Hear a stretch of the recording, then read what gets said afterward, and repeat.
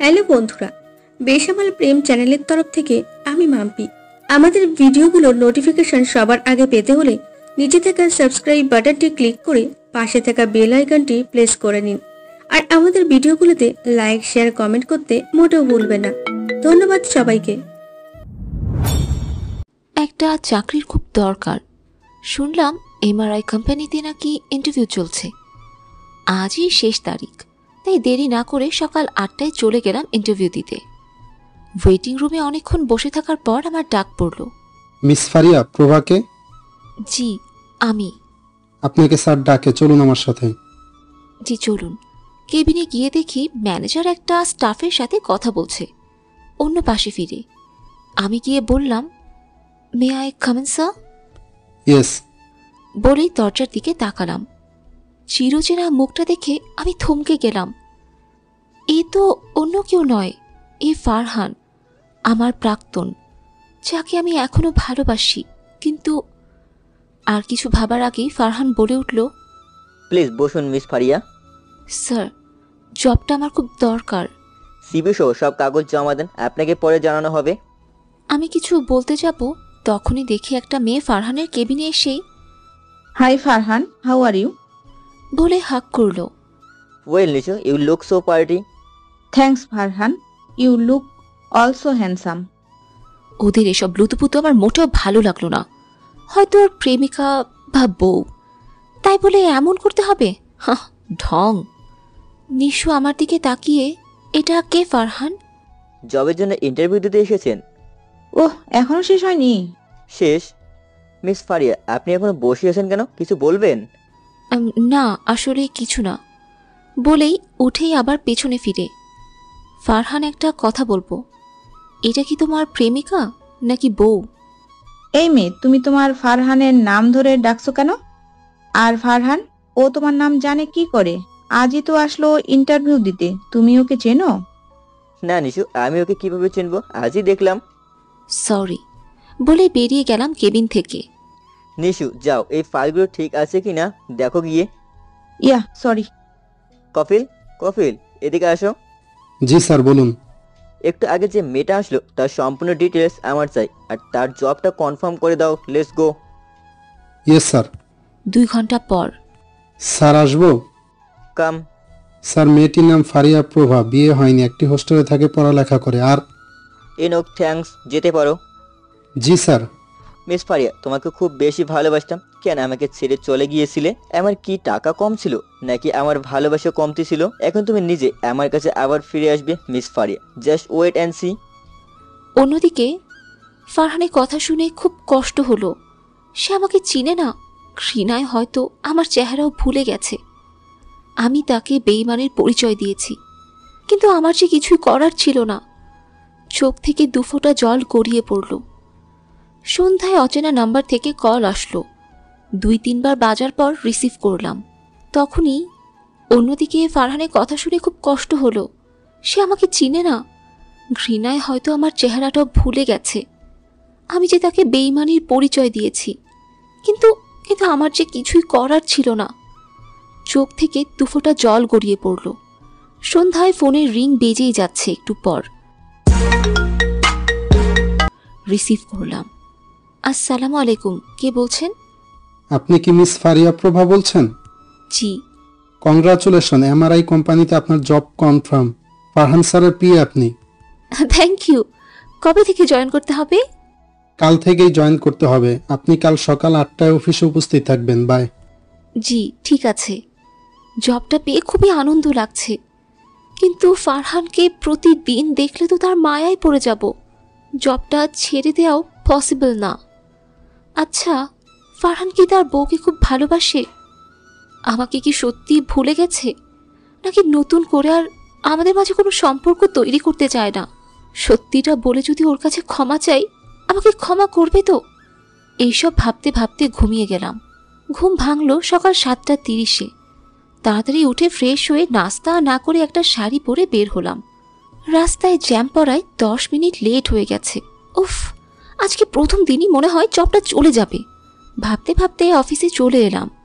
অফিসে ঢোকার সাথে সাথে একটা লোক এসে বলে, হাই, আমি কফিল, তুমি ফারিয়া রাইট? হুম এত লেট করে আসছো কেন? আসো, স্যার তোমাকে ডাকে ভিতরে। চলুন বলে কফিলের সাথে পিছে যেতে লাগলাম। খুব ভয় করছে, যদি জবটা চলে যায়। কেবিনে গিয়ে কফিল বলল, আসবো স্যার? এস কাম। স্যার, মিস ফারিয়া আসছেন। প্রথম দিনে 10 মিনিট লেট, বাকি দিনগুলো তো পড়েই আছে। এভাবে চললে জব করা যাবে না মিস ফারিয়া। কপিল, তুমি যাও এখন। জি স্যার। মিস ফারিয়া, বসুন আপনি। জি স্যার, থ্যাঙ্কস। নিশু কিছু না বলে ফারহানের কেবিনে ঢুকে বলল, good morning Farhan. Morning Nishu. Farhan, ওর কি জব কনফার্ম হয়ে গিয়েছে? নিশু, ও আজ থেকে আমার পিএ। হোয়াট ফারহান, তাহলে আমি কি? আমার পোস্ট আমি ছেড়ে দিব না, তুমি ওকে অন্য জায়গায় পোস্ট করো। বসকে আমি না তুমি? আমি যা বলছি শুনছো না কেন? নাও গো। নিশু রেগে চলে গেল কেবিন থেকে। মিস ফারিয়া, ফাইলগুলো কমপ্লিট করে দিয়েন।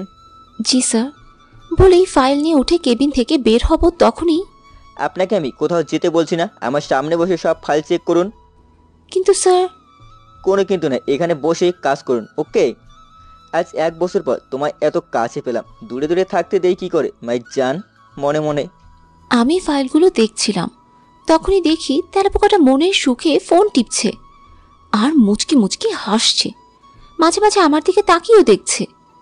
মনে হয় মোবাইলে কোনো মাইয়া লগে ইটিস পিটিস করে। শালা বান্দর, তুমি আমার কথা হয়তো ভুলেই গেছো, কিন্তু আমি যে অসম্পূর্ণতায় ভুগছি, তোমার কাছে থাকাটা পসিবল ছিল না আমার। এইসব ভাবছি আর তার মায়া ভরা চোখের দিকে তাকিয়ে আছি।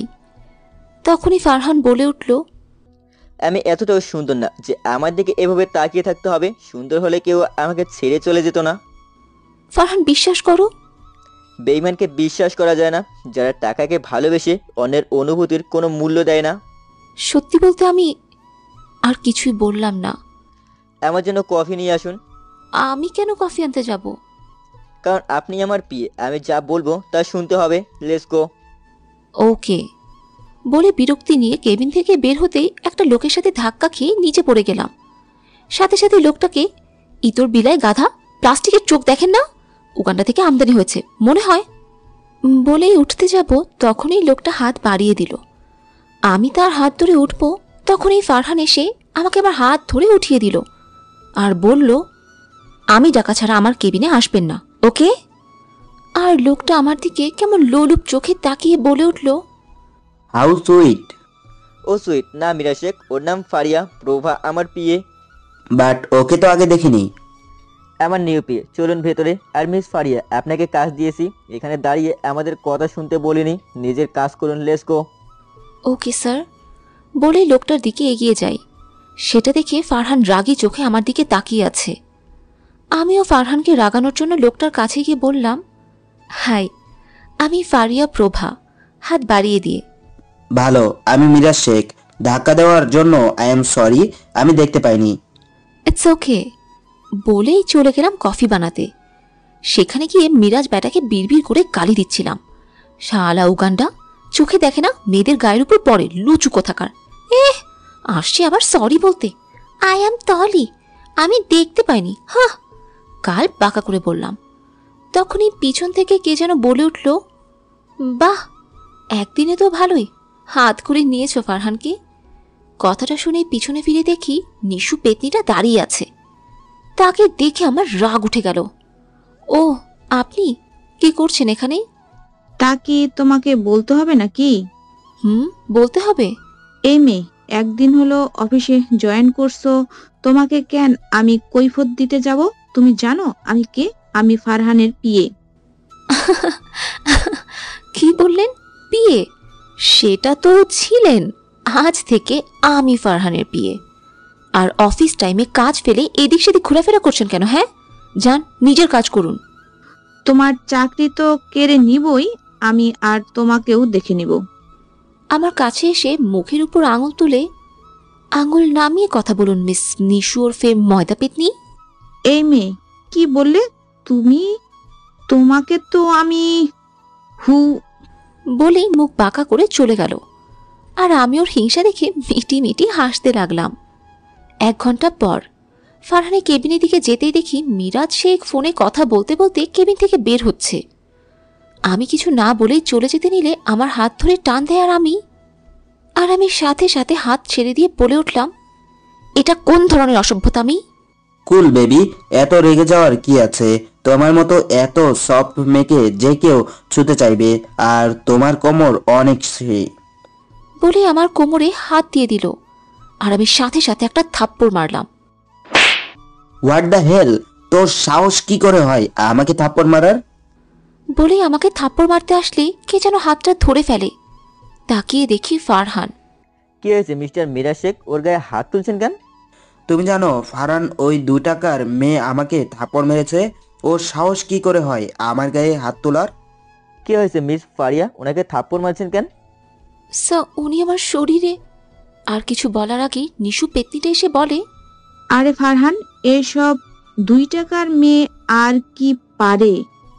মিরাজ শেখ যাচ্ছিলেন, মিস ফারিয়া এসেই ওনার সাথে নিজের ইচ্ছায় ধাক্কা দিয়ে নিচে পড়ে যায় আর উঠিয়ে দিলে ওনাকে থাপ্পড় মারে।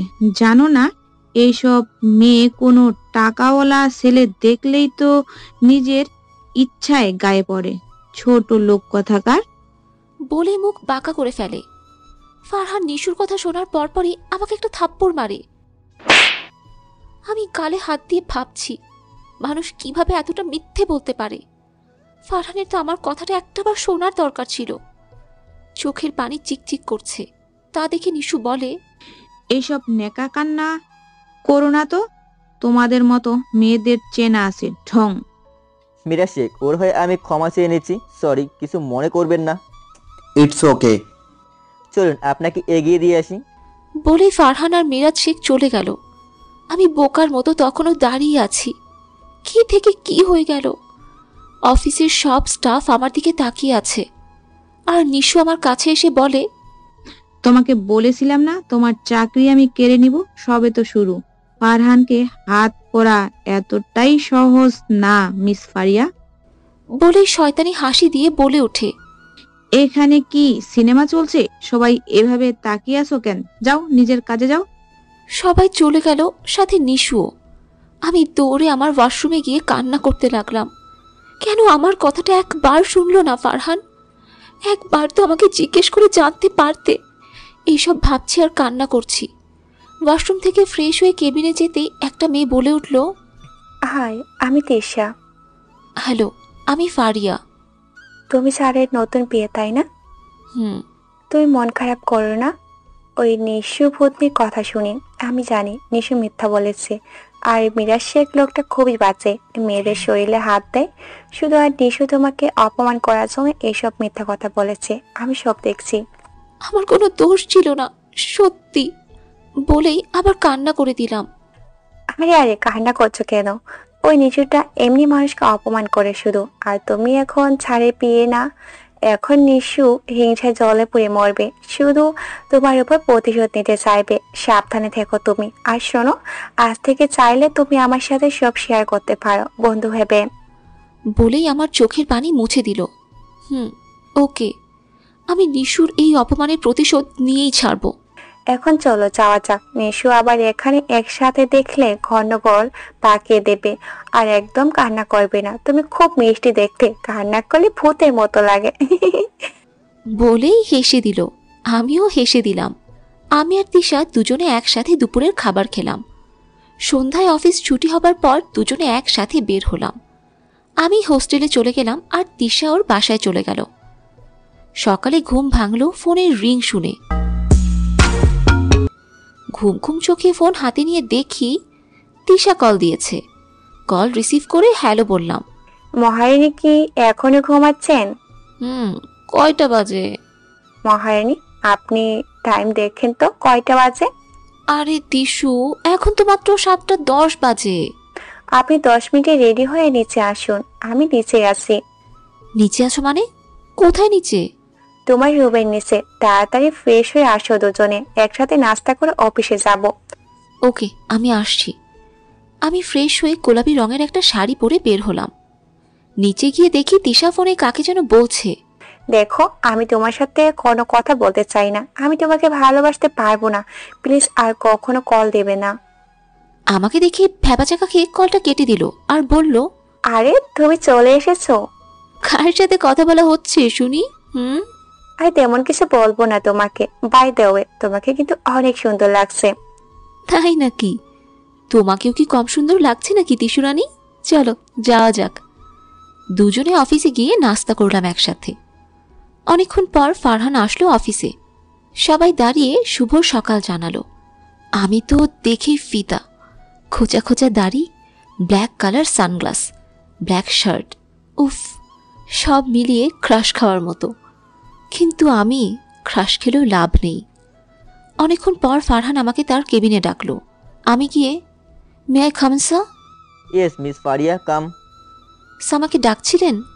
জি মিস ফারিয়া, একটা প্রজেক্টের জন্য কিছু ফাইল রেডি করে দিতে হবে খুব তাড়াতাড়ি, আজকের মধ্যেই। আমার সামনে কিছু ফাইল রেখে। কিন্তু স্যার আমি একা আজকের মধ্যে কিভাবে রেডি করব? আমিও হেল্প করব, একসাথে বসেই ফাইলগুলো রেডি করতে হবে, না হলে ডিলটা আমাদের হাতছাড়া হয়ে যাবে আর মিরাজ শেখের হাতে চলে যাবে আর অনেক টাকা লস হয়ে যাবে। তাহলে স্যার আমি নিজেই রেডি করে দিব, আপনি বিশ্বাস করতে পারেন। বিশ্বাস? তা আবার আপনাকে মিস ফারিয়া? বেঈমানকে দ্বিতীয়বার সুযোগ দেওয়া যায় না। আমি কিসের আস্থা রেখে আপনাকে বিশ্বাস করব? বলা তো যায় না এখানে আমার ডিলটা নষ্ট করে মিরাজ শেখের সাথে আলাপ জমাবেন। বাই দা ওয়ে, এখন আসতে পারেন, পরে ডেকে নেব আপনাকে। আমি ফাইলগুলো নিয়ে ফারহানের কেবিন থেকে বেরিয়ে নিজের কেবিনে গেলাম। আর তখনই নিশু আসলো আমার কেবিনে। আচ্ছা, তো তোমার সাথে ফারহানের কি আগে কোনো সম্পর্ক ছিল? তোমরা কি দুজনকে আগে থেকেই চেনো? আমাকে বলা ছাড়া আমার কেবিনে কি করছেন? হ্যাঁ, আর আমাদের মাঝে কি আছে না আছে সেটা আপনার না জানলেও চলবে, ওকে? স্যার তো তোমাকে একটু বিশ্বাসও করে না। তাছাড়া তোমার মতো মেয়ের কাজ না এই ফাইলগুলো রেডি করা। তার চেয়ে বরং পিয়ের জায়গাটা ছেড়ে দাও, আমি সব করে দিচ্ছি। স্যার আমাকে কাজটা দিয়েছে, আমি নিজেই করতে পারবো। তোমার কোনো দরকার নেই শাকচুন্নি। কি তুমি আমাকে সাতচুন্নি বললা? খ্যাত। আপনি যেতে পারেন প্লিজ, না হয় স্যারকে ডাকতে বাধ্য হব আমি। তোমাকে আমি সফল হতে দিব না, তোমাকে সবার সামনে অপমান করব এই ফাইলের জন্য। ফারিয়া, তুমি চিন্তাও করতে পারবে না মনে মনে। বলেই আমার কেবিন থেকে বেরোতেই কলার খোসায় পা দিয়ে ঠাস করে পড়ে যায়। আহ!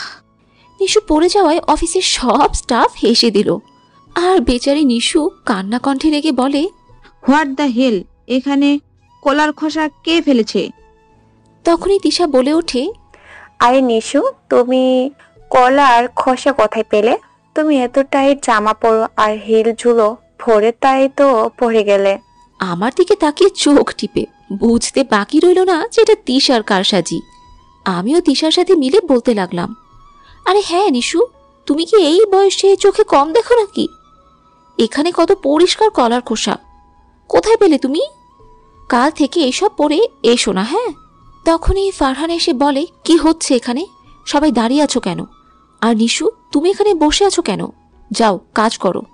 নিশু বলে উঠল, ফারহান, আমাকে ওঠাও না, আমি পড়ে পায়ে ব্যথা পেয়েছি, তাই উঠতে পারছি না।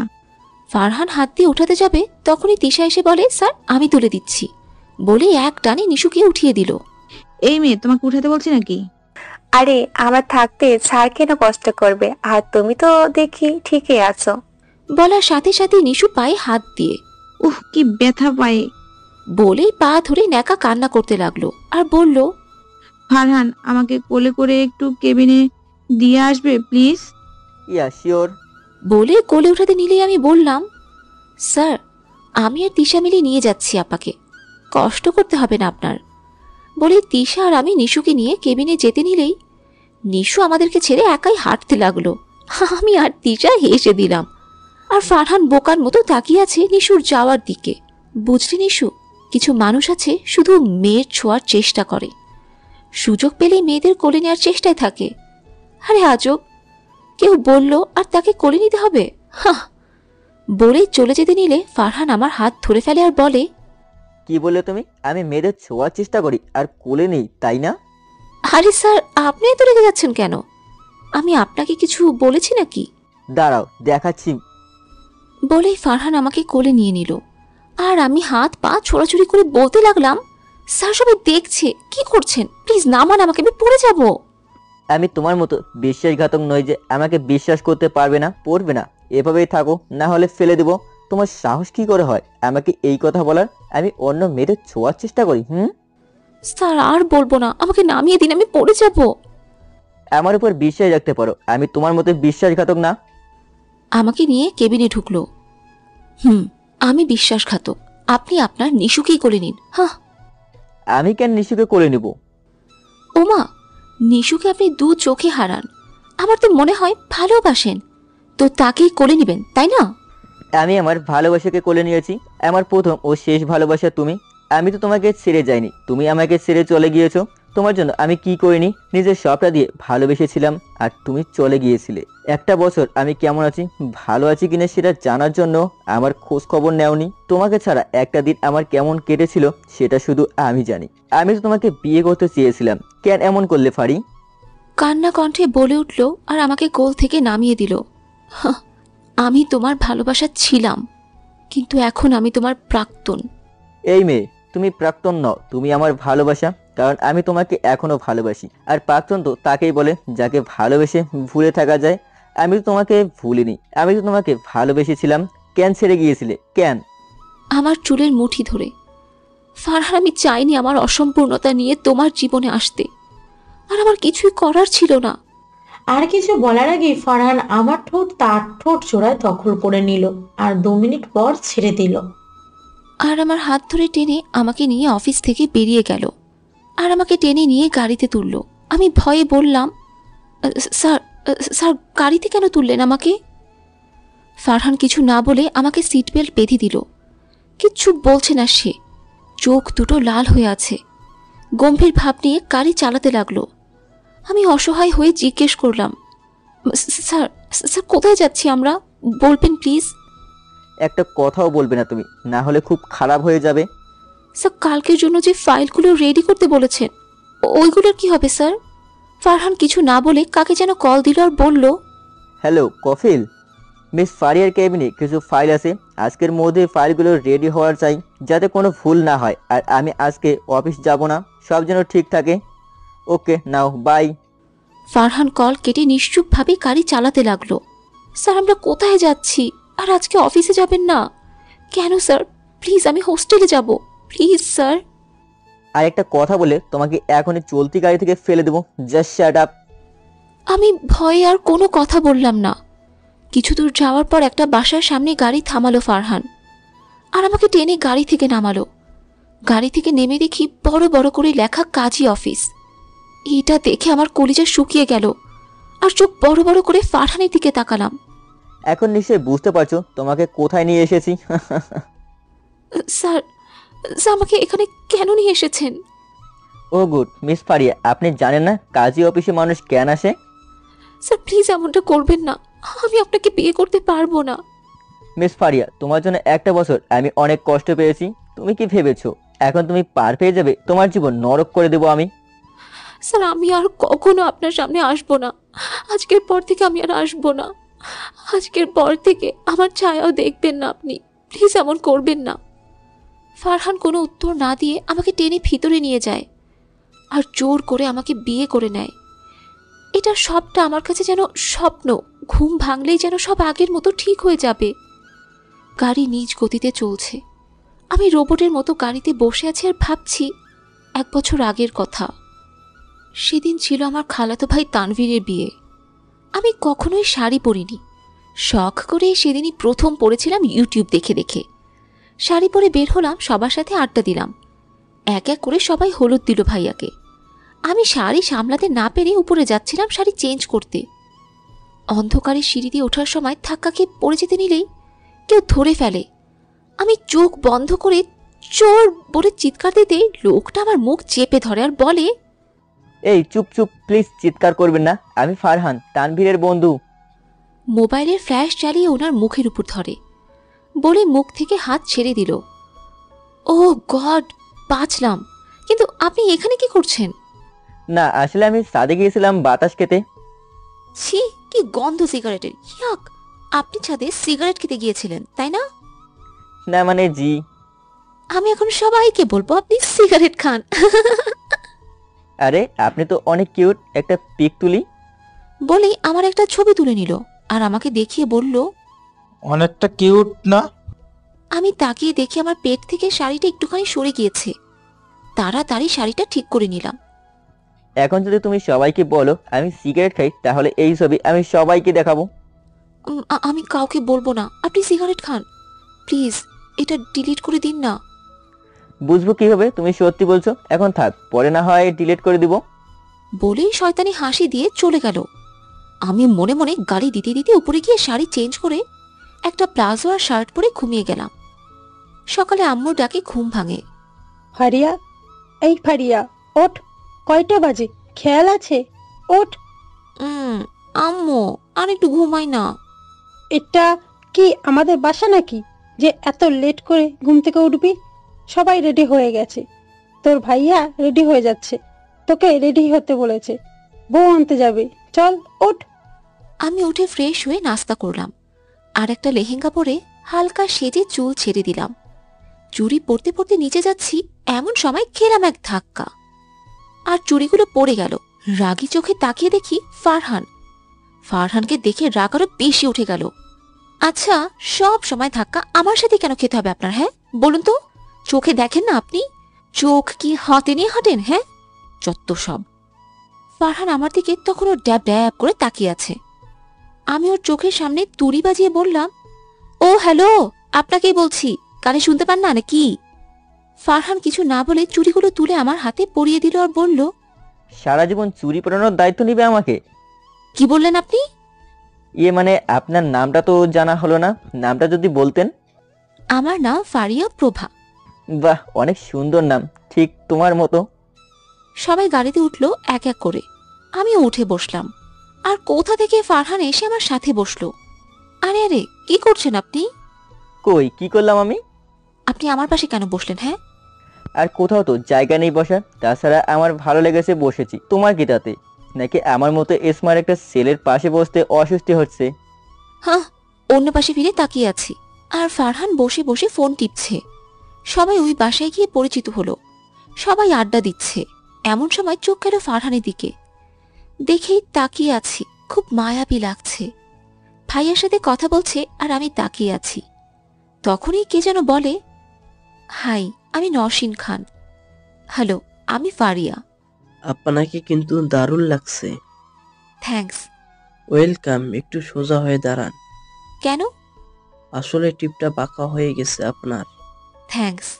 নওশিনের সাথে কথা বলছি হেসে হেসেই। এমন সময় দেখি ফারহান আমার দিকে কেমন করে যেন তাকিয়ে আছে। আমি তা দেখে আরো বেশি করে হেসে কথা বলতে লাগলাম নওশিনের সাথে।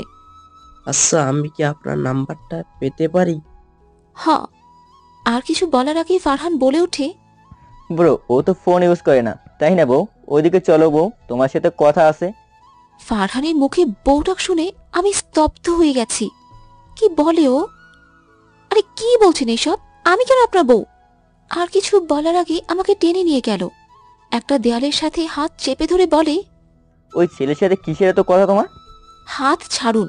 আমি আপনার বউ হতে যাব কেন? হ্যাঁ, আর কার সাথে কি বলবো এটা আমার ইচ্ছে, আপনার কি? আমার সব, তুমি কোনো ছেলের সাথে কথা বলতে পারবে না, এটাই শেষ কথা। 1000 বার বলবো। আপনি কে? হ্যাঁ, বাধা দেওয়ার? হ্যাঁ। বললে আমার থেকে খারাপ কেউ হবে না, আর টিপ পরার দরকার নেই। বলেই টিপটা ফেলে দিল। নেক্সট টাইম টিপ পড়লে আমাকে জিজ্ঞেস করবে ঠিক হয়েছে কিনা, ওকে? বই গেছে আপনাকে জিজ্ঞেস করতে আমার? বলে চলে যেতে নিলে ফারহান আমার কোমর ধরে টেনে আবার দেয়ালের সাথে চেপে ধরে আর আমার মুখের উপর তার মুখটা নিয়ে আসে। আমি সাথে সাথে চোখ বন্ধ করে ফেলি। যেটা করতে চাইছি বেশি বাড়াবাড়ি করলে কিন্তু রেহাই পাবে না। বলেই চলে গেল আর আমি বোকার মতো দাঁড়িয়ে আছি। শালা গরু, ইঁদুর, টিকটিকি, আমি কি করব না করব তোকে জিজ্ঞেস করতে হবে? লুচু একটা। বলে গালি দিতে লাগলাম মনে মনে। ভাইয়ার বিয়ে সম্পূর্ণ হলো, বউ নিয়ে সবাই বাসায় চলে গেল। রাতে সবাই বসে আড্ডা দিচ্ছে, খেয়াল করলাম ফারহান নেই। ওকে না দেখতে পেয়ে কেমন জানি হচ্ছিল, এদিক ওদিক করছিলাম। পিছন থেকে এসে ফারহান বলে উঠল, কাউকে কি খুঁজছো তুমি? কাকে? কে কাকে খুঁজবো আমি? আমি কিন্তু জানি কাকে খুঁজছো, এখানে তো সবাই আছে, আমি ছিলাম না। আমি ভুল না বললে সত্যি আমাকেই খুঁজছো? এ আপনাকে খুঁজতে আমার বইই গেছে। তোমার চোখ বলছে তুমি আমাকেই খুঁজছো মিস ফারিয়া।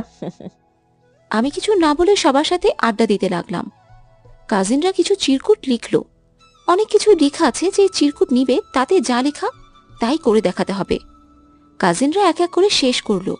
কেউ গান গাইলো, কেউ পাগলের অভিনয় করলো। তানভীর ভাইয়া ভাবিকে নিয়ে ডান্স করলো। এবার ফারহানের পালা। সে একটা চিরকুট নিল, তাতে লেখা কাউকে প্রপোজ করতে হবে।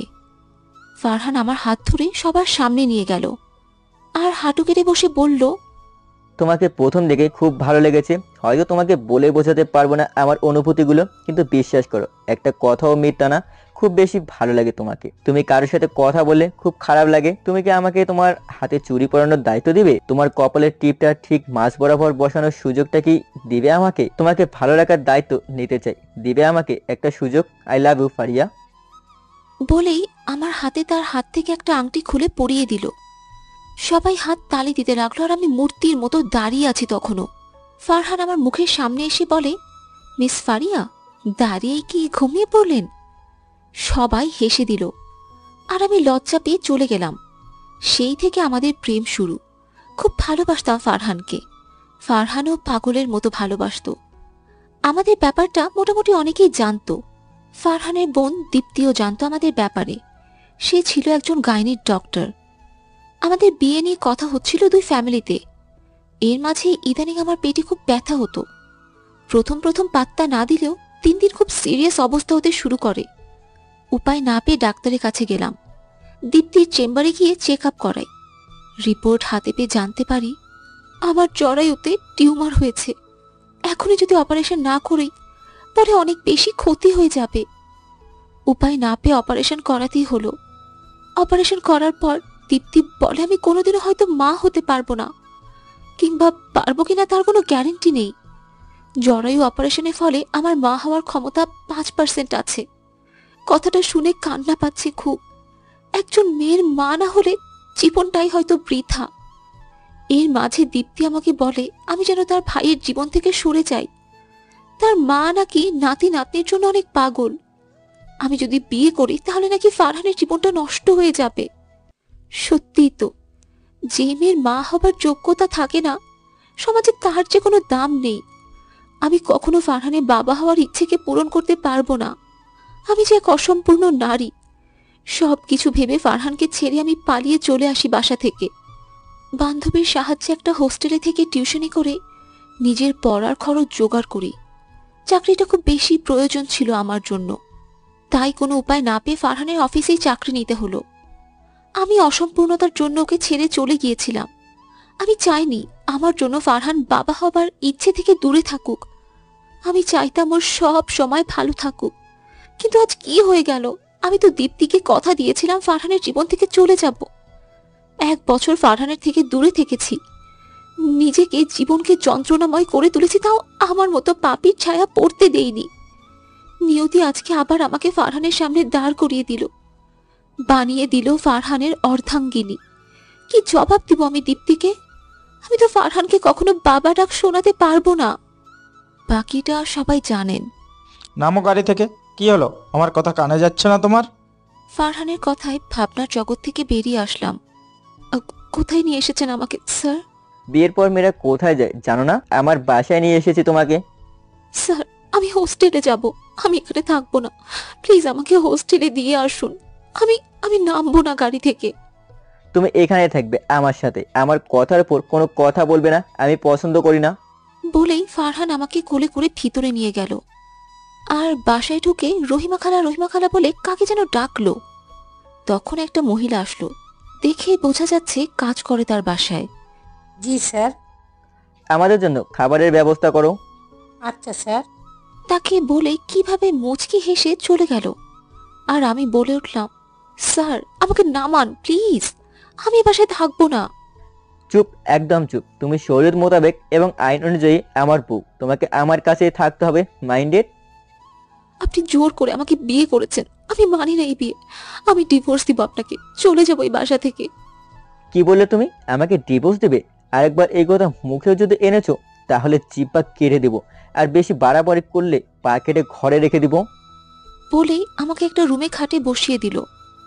আমি এই বাসায় থাকবো না বলে দরজার দিকে পা বাড়ালেই ফারহান আমার হাত চেপে ধরে দেয়ালের সাথে আর বলে, আমি চাই না তোমার সাথে খারাপ কিছু করতে। এটা আমার বাসা, এখানে আমার কথাই শেষ কথা। এক পাও নড়বে না এখান থেকে, বসে থাকো আমি আসা পর্যন্ত। বলেই বেরিয়ে গেল বাইরে দরজা লক করে। আর আমি ফুপিয়ে ফুপিয়ে কান্না করতে করতে ঘুমিয়ে গেছি। ঘুম ভাঙে ফারহানের ডাকে। ফারিয়া, ফারিয়া উঠে পড়ো, ঘুমাই, ফ্রেশ হয়ে আসো। আমি কিছু না বলে বসে আছি, কারণ এখানে আমার কোনো জামা কাপড় নেই। কি হলো, যাও। আমার জামা নেই এখানে। তোমার পাশে দেখো অনেক শাড়ি জামা আছে, যেটা তোমার মন চায় পরে নাও। পাশে তাকিয়ে দেখি অনেকগুলো শপিং ব্যাগ। মনে হচ্ছে একটা দোকানে তুলে নিয়ে চলে এসেছে বাসায়। আমি একটা জামা নিলাম হাতে, তখনই ফারহান বলে, আজকে আমাদের বিয়ের প্রথম দিন, শাড়ি পরো। বলেই আমার হাতে একটা নীল রঙের শাড়ি দিয়ে বলে, যাও এটা পরে আসো, ডানে ওয়াশরুম আছে। আমি কিছু না বলে হাত থেকে শাড়ি নিয়ে ওয়াশরুমে চলে গেলাম। ফ্রেশ হয়ে শাড়ি পরে বের হলাম। চুল থেকে পানি পড়ছে। দেখি ফারহান বসে বসে ফোন টিপছে। আমাকে দেখে তাকিয়ে আছে। আমি কাকে দেখছি? আমার নীলপরি, একদম বউ বউ লাগছে। ইচ্ছা করছে জড়িয়ে ধরে ভেজা চুলের স্মেল। ইস, পাগল হয়ে যাব মনে মনে। ফারহানের এমনভাবে তাকিয়ে থাকা দেখে আমি মনে মনে গালি দিতে লাগলাম। শালা লুচু মেয়ে মনে হয় জীবনেও দেখেনি, চোখ দিয়ে গিলে খাচ্ছে। আমি কিছু না বলে আয়নার সামনে গিয়ে চুল মুছতে লাগলাম। তখনই কেউ পেছন থেকে আমার কোমরে হাত দিয়ে জড়িয়ে ধরে চুলে মুখ গুজে ভেজা চুলের ঘ্রাণ নিচ্ছে। বুঝতে বাকি নেই এটা ফারহান। আমি সাথে সাথে তাকে সরিয়ে দিয়ে বলি, আপনি আমায় স্পর্শ করেন কোন অধিকার নিয়ে? হ্যাঁ, তুমি মনে হয় ভুলে গেছো তুমি আমার বউ, আর বউকে স্পর্শ করার অধিকার আমার আছে। আমি আপনাকে বর হিসেবে মানি না। তুমি না মানলে কি হবে, দুনিয়ার সবাই মানবে তুমি আমার বউ। বাই দ্য ওয়ে, ভেজা চুলে কিন্তু তোমাকে দারুণ লাগছে। শালা লুচু। সিসি, নিজের বরকে শালা বললে পাপ হবে বউ। আমার বউই গেছে আপনাকে বর ডাকতে। হ্যাঁ, তোমার ক্ষুধা লাগেনি? লাঞ্চ করবে না? চলো। আমি খাবো না, আমার ক্ষুধা নেই। তুমি বললে তো হবে না ক্ষুধা নেই। ওকে, আমি খাইয়ে দিচ্ছি। ওয়েট, রহিমা খালা, ও রহিমা খালা এদিকে আসো। বলেই কাজের লোককে ডাকতে লাগলো। একটু পর রহিমা খালা আসলো। জি স্যার, কিছু দরকার আসেনি? আমাদের জন্য খাবারগুলো আমার রুমে পাঠিয়ে দাও। আচ্ছা স্যার, এখনই দিতাছি। বলেই চলে গেল। কিছুক্ষণ পর খাবার নিয়ে রুমে আসলো রহিমা খালা। খাবার রেখে চলে গেল। আর ফারহান প্লেটে খাবার নিয়ে আমার কাছে এসে বলে, হা করো বউ। আমি খাবো না। হা করতে বলেছি, হা করো, কথা বলো কেন? রেগে বলল। আমি ওর রাগ দেখে ভয়ে হা করি। আর ফারহান আমাকে খাইয়ে দিচ্ছে, কিন্তু সে খাচ্ছে না। তাই জিজ্ঞেস করলাম, আপনি খাবেন না? বাহ, আমার জন্য মায়া হচ্ছে দেখছি। এক বছর যে আমার কোনো খবর ছিল না, তখন তো আমি খাচ্ছি কিনা তার খবর রাখোনি। এখন আর মায়া দেখাতে হবে না। ফারহানের কথায় খুব কষ্ট পেলাম। আমার খেতে ইচ্ছে করছে না, আপনি খেয়ে নিন। বেশি কথা বলো তুমি। তোমাকে খাইয়ে দিয়ে তারপর আমি খাবো। ফারহান আমাকে খাইয়ে নিজে খেয়ে নেয়। রাতে অফিসের কাজ শেষ করে আবার আমাকে খাইয়ে দেয়, সাথে নিজেও খায়। আমি খাটে বসে বসে ভাবছি, ফারহানের মা কোথায় আর তার বোন দীপ্তি কোথায়? জিজ্ঞেস করতেও ভয় লাগছে। যদি এখানে থাকে তা দেখার কথা, কিন্তু এখন পর্যন্ত তো দেখতে পেলাম না। আচ্ছা, আমি কি জবাব দিব দীপ্তিকে আর ফারহানের মাকে? আমাকে মেনে নিবে তো? ফারহান যদি জানে আমার মা হবার ক্ষমতা নেই, তাহলে কি আমাকে ডিভোর্স দিয়ে দিবে? না, যেভাবে হোক ফারহানের থেকে দূরে যেতেই হবে। এইসব ভাবছি, অন্যদিকে ফারহান বসে বসে ফোন টিপছে। আমাকে চিন্তিত দেখে বলে, কি ভাবছো ফারিয়া? ফারহানের কথায় ভয় পেয়ে বলি, ইয়ে মানে মানে কই কিছু না তো। তোমাকে দেখে চিন্তিত মনে হচ্ছে। আপনার মা বাবা আর বোন কোথায়? দেখছি না যে। বাবা দেশের বাইরে গিয়েছে অফিসের কাজে, আর মা দীপ্তি ঘুরতে গেছে কয়েকদিনের জন্য। ও, কবে আসবে? আসবে কয়েকদিন পর। অনেক রাত হয়েছে, ঘুমাবে না? বলেই বালির সোফায় নিয়ে যাচ্ছি। তখনই ফারহান বলে ওঠে, দাঁড়াও, কি ব্যাপার, কোথায় যাচ্ছ? কেন, ঘুমাতে? ঘুমাবে ভালো কথা, বালিশ নিয়ে কোথায় যাচ্ছ? আমি সোফায় ঘুমাবো। কেন, খাটে কি সমস্যা নাকি জায়গা হবে না খাটে? আমি আপনার সাথে থাকবো না। আমার সাথে থাকবে না তো কার সাথে থাকবে? তুমি ভুলে গেছো নাকি তুমি আমার বিয়ে করা বউ? আমি আপনাকে বর মানি না। আমাকে জোর করে বিয়ে করেছেন আপনি। আমি আমার ভালোবাসাকে বিয়ে করেছি, তুমি আমার বউ এখন। আমি আপনার ভালোবাসা 1 বছর আগে ছিলাম, এখন আমি আপনাকে ভালোবাসি না। আমি আপনার প্রাক্তন, আপনি জোর করে বিয়ে করেছেন আমাকে। তোমার কাছে আমি প্রাক্তন ছিলাম, কিন্তু আমার কাছে তুমি আমার ভালোবাসা ছিলে। কখনোই তোমাকে প্রাক্তন ভাবিনি, আর আজ থেকে তুমি আমার বউ, এটা মাথায় রাখবে। কিছু দরকার হলে রহিমা খালাকে বলবে এনে দিতে, ঘরের বাইরে যাবে না। এখন খাটে এসে ঘুমাও। আমি থাকবো না আপনার সাথে, আমি সোফায় ঘুমাবো, আর আমাদের ডিভোর্স পেপার তৈরি করুন, আমি চলে যাব। ডিভোর্সের কথা শুনে ফারহান আমাকে টেনে তার সাথে মিশিয়ে আমার ঠোঁটে তার ঠোঁট ডুবিয়ে দেয় আর জোরে একটা বাইট কামড় বসিয়ে দেয়। আমি ব্যথায় কোকিয়ে উঠি, আমার চোখের কোণে পানি জমে যায়। ফারহান আমাকে ছেড়ে দেয়, ঠোঁটে হাত দিয়ে দেখি রক্ত বেরিয়ে গেছে। আর কখনো ডিভোর্সের কথা মুখে আনলে এর চেয়েও খারাপ হবে। বলেই আমাকে বুকে নিয়ে জড়িয়ে ধরে শুয়ে পড়ে, আর আমি কান্না করতে করতে ঘুমিয়ে পড়ি। আর সকালে উঠে দেখি আমি অচেনা একটা ঘরে শুয়ে আছি। আমি উঠে বসে কোথায় আছি বোঝার চেষ্টা করছি। এর মধ্যে ফারহান কফি নিয়ে রুমে আসলো। ওকে দেখে সব মনে পড়ল, আর আমি রাগে দেখেও না দেখার ভান করে অন্য পাশ ফিরে বসে আছি। ফারহান কফি রেখে আমাকে পিছন থেকে জড়িয়ে ধরে বলল, গুড মর্নিং সোনা বউ। কিসের বউ, কার বউ? হ্যাঁ, আমি কারো বউ না, আর আপনি আমাকে যখন তখন এভাবে জড়িয়ে ধরবেন না। নিজের বউকে না জড়িয়ে ধরলে কাকে ধরবো? আচ্ছা যাই হোক, ফ্রেশ হয়ে আসো, যাও একসাথে কফি খাবো। তাড়াতাড়ি আমার অফিস যেতে হবে। আমিও যাব অফিসে। ফারহান কিছু একটা ভেবে বলল, ওকে। আর একটা কথা, মিরাজ শেখ আসবে, ওনার সাথে দূরে থাকবে। আর সেদিনে থাপ্পড় মারার জন্য আমি সরি বউ, জানি দোষ তোমার ছিল না। তখন নিশু আর মিরাজ শেখের কথা শুনে রাগ হয়েছে খুব, কিন্তু পরে তিশা আমাকে সব বলেছে। সত্যি আমি সরি। আমি কিছু না বলে ওয়াশরুমে চলে গেলাম। ফ্রেশ হয়ে বের হলাম, আর ফারহান আমাকে কফি হাতে দিল। আমি এই কফিতে একটা চুমুক দিয়ে রেখে বললাম, ভালো হয়েছে, রেডি হয়ে আসুন।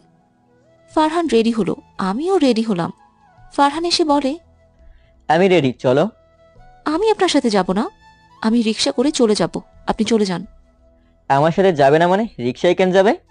আপনার সাথে গেলে তো সবাই খারাপ ভাববে। কে খারাপ ভাবে? তুমি আমার বউ, কে কি ভাবলো তাতে আমার কি? আমার সাথে যেতে হবে, এটাই শেষ কথা। ফারহানের জোড়াজড়িতে তার সাথে একসাথে গাড়িতে গেলাম। অফিসে সবাই আমাদের দিকে তাকিয়ে আছে। ফারহানের সাথে আমাকে দেখে, ফারহানকে দেখে সবাই দাঁড়িয়ে গুড মর্নিং বলল। তখনই নিশু এসে হাই ফারহান, গুড মর্নিং বলে হাক করতে নিলে আমি সামনে চলে আসি, আর নিশু আমার সাথে হাক করে। আমাকে দেখে রেগে বলে ওঠে, আমি তোমার সাথে হাগ করতে চাইছি নাকি? একটা ছেলেকে জড়িয়ে ধরতে লজ্জা করে না? তুমি চুপ করো। আর ফারহান, ও তোমার সাথে কেন? নিশু। আর কিছু বলার আগে আমি বলি, আসলে আসার সময় গাড়ি পাচ্ছিলাম না, তো তাই স্যারকে আসতে দেখে রিকোয়েস্ট করলাম যেন আমাকে একটু নিয়ে আসে। ও, তোমাদের মতো মেয়েরা তো স্মার্ট ছেলে দেখলে আরো কত কিছুর বাহানা দেয়। নিশু, ঠিকভাবে কথা বলো। এর মধ্যে কফিল এসে বলল, স্যার আজকে তো মিটিং আছে, একটু পরেই সবাই আসবে, আর আমি ফাইলগুলো সব ঠিক করেছি, কাইন্ডলি দেখবেন, চলুন। ওকে চলো। মিস ফারিয়া, আপনি আসুন আমার কেবিনে। জি স্যার, আসছি বলেই ফারহানের কেবিনে গেলাম। কফিলের ফাইলগুলো খুব মনোযোগ দিয়ে দেখছে ফারহান, আর আমি ফারহানের দিকে তাকিয়ে আছি। অন্যরকম একটা টান অনুভব হয়, ফারহানের প্রতি খুব মায়া কাজ করে।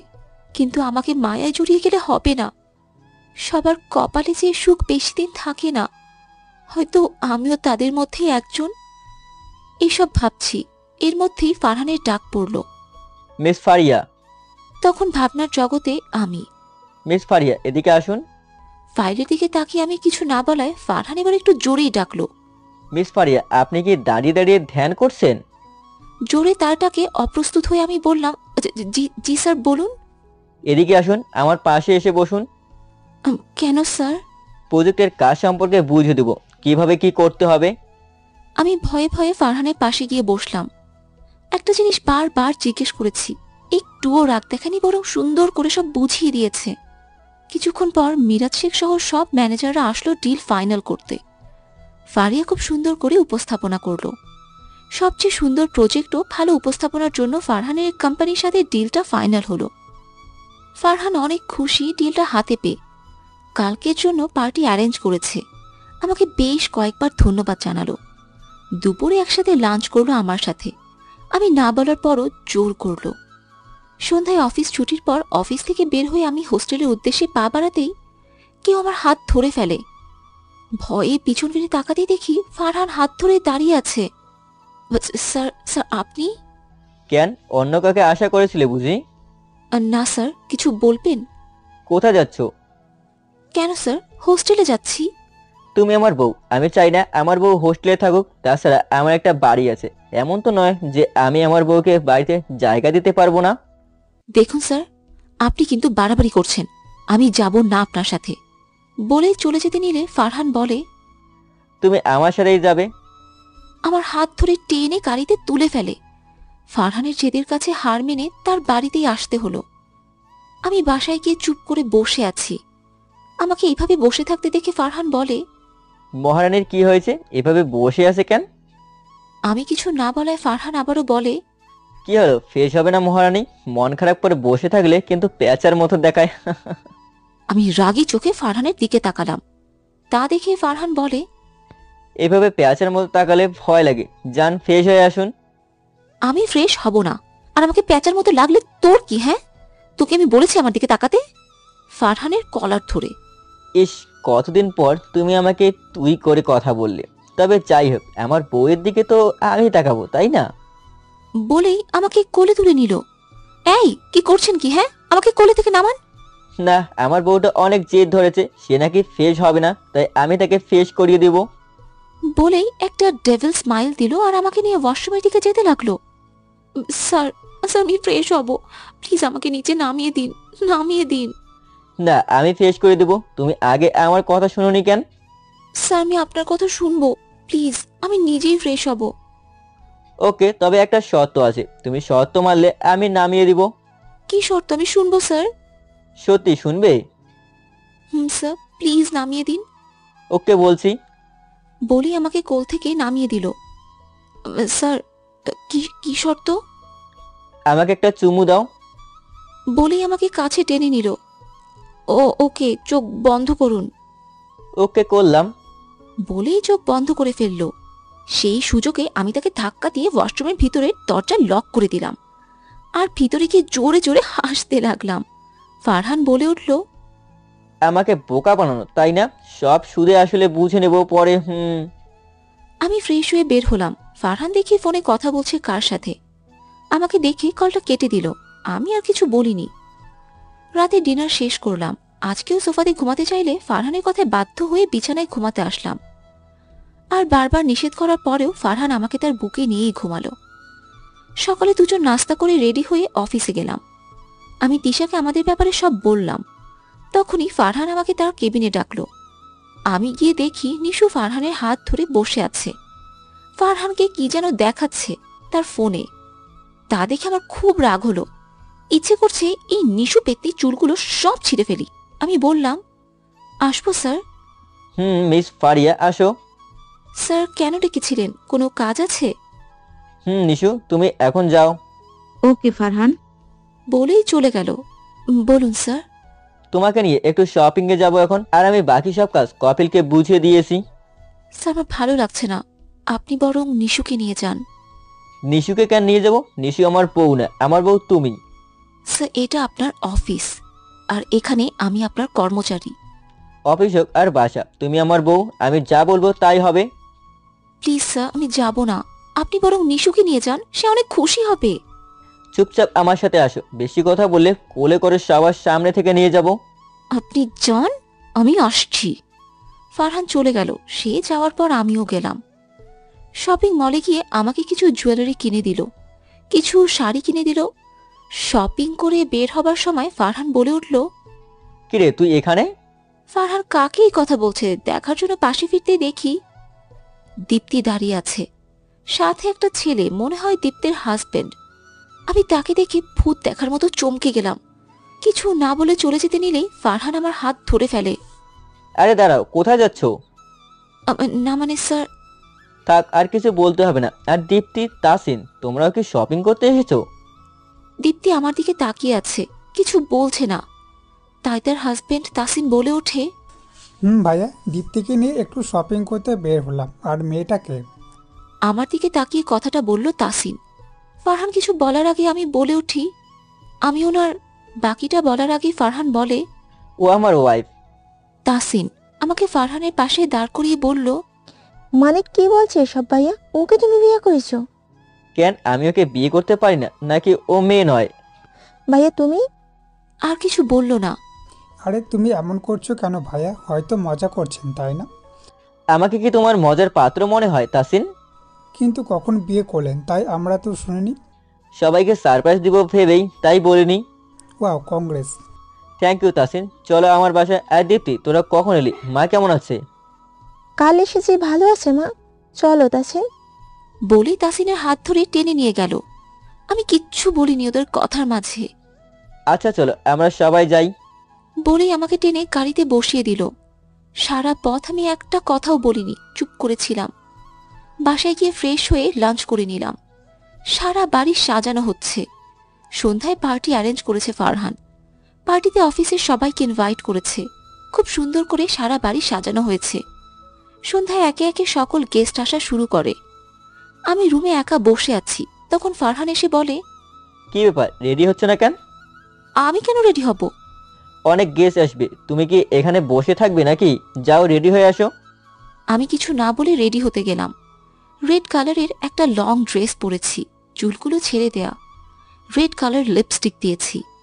আমি রেডি হয়ে বসে আছি। কিছুক্ষণ পর ফারহান আসলো রুমে। কি ব্যাপার, তুমি এখনো রেডি হওনি? বলে রুমে ঢুকে হা করে তাকিয়ে আছে আমার দিকে। আমিও তাকে দেখে তাকিয়ে আছি।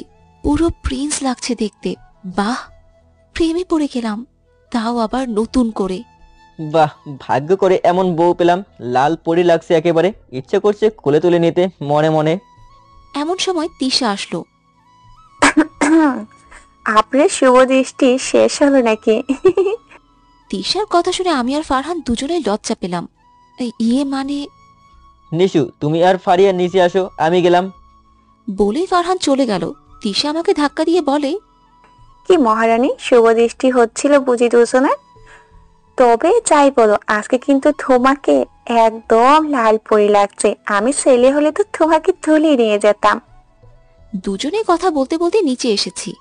নিচে এসে দেখি নিশু ফারহানের সাথে পিকচার তুলছে, তাও আবার ক্লোজ হয়ে। তা দেখে আমার প্রচন্ড রাগ উঠে। আমি আর তিশা অন্য পাশে গিয়ে কথা বলছি। এই, তুমি ওই দিন কার সাথে ফোনে কথা বললে? আমাকে বলনি তো। কফিলের সাথে কথা বলছিলাম। আসলে কফিল আমাকে ভালোবাসে, তাই তার সাথে রিলেশন করার জন্য রিকোয়েস্ট করেছে।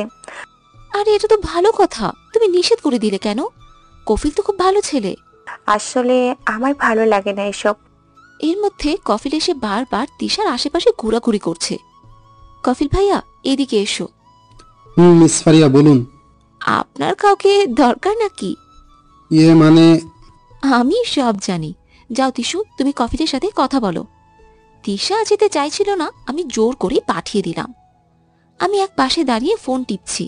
হঠাৎ করে মিরাজ শেখ এসে বলে, হাই সুইটি। হ্যালো। তোমাকে অনেক হট লাগছে, আমার সাথে যাবে আজকে? আর যা চাও তাই দিব।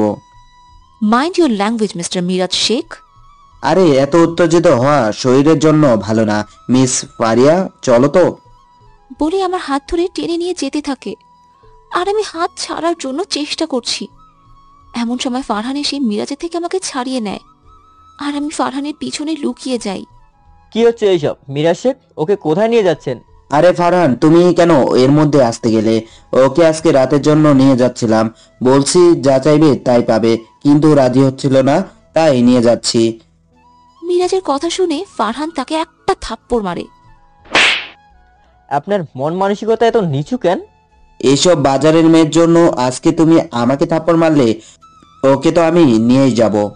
বলে আমার দিকে আসতে নিলে ফারহান মিরাজকে এলো পাথারি থাপ্পড় ঘুষি মারতেই থাকে আর বলে, ওর নামে আর একটা বাজে কথা বলবি তো তোকে আমি এখানে শেষ করে দেব। তোর সাহস কি করে হয় ওর দিকে বাজে নজরে তাকানোর? ও আমার জান হয়, বুঝলি? এইসব বলছে আর মারছে। সবাই চেষ্টা করেও ফারহানকে থামাতে পারছে না। অনেক কষ্টে ফারহানকে থামালো সবাই। এটা তুমি ঠিক করলে না ফারহান, এর ফল ভালো হবে না কিন্তু দেখে নিও। তোকে যেন আমার চোখের সামনে না দেখি। আর একে এখান থেকে বের করে দাও কফিল। মিরাজ শেখ চলে গেল। সবাই ভয়ে চুপ করে রইল, কেউ কিছু বলছে না। আমি একপাশে দাঁড়িয়ে আছি। এতক্ষণ যা হলো সব আমার মাথার উপর দিয়ে গেল। কি হয়ে গেল? ফারহান আমাকে নিয়ে গেল সবার সামনে আর সবাইকে উদ্দেশ্য করে বলল, আমি প্রথমেই দুঃখিত আপনাদের সবার আনন্দ নষ্ট করার জন্য।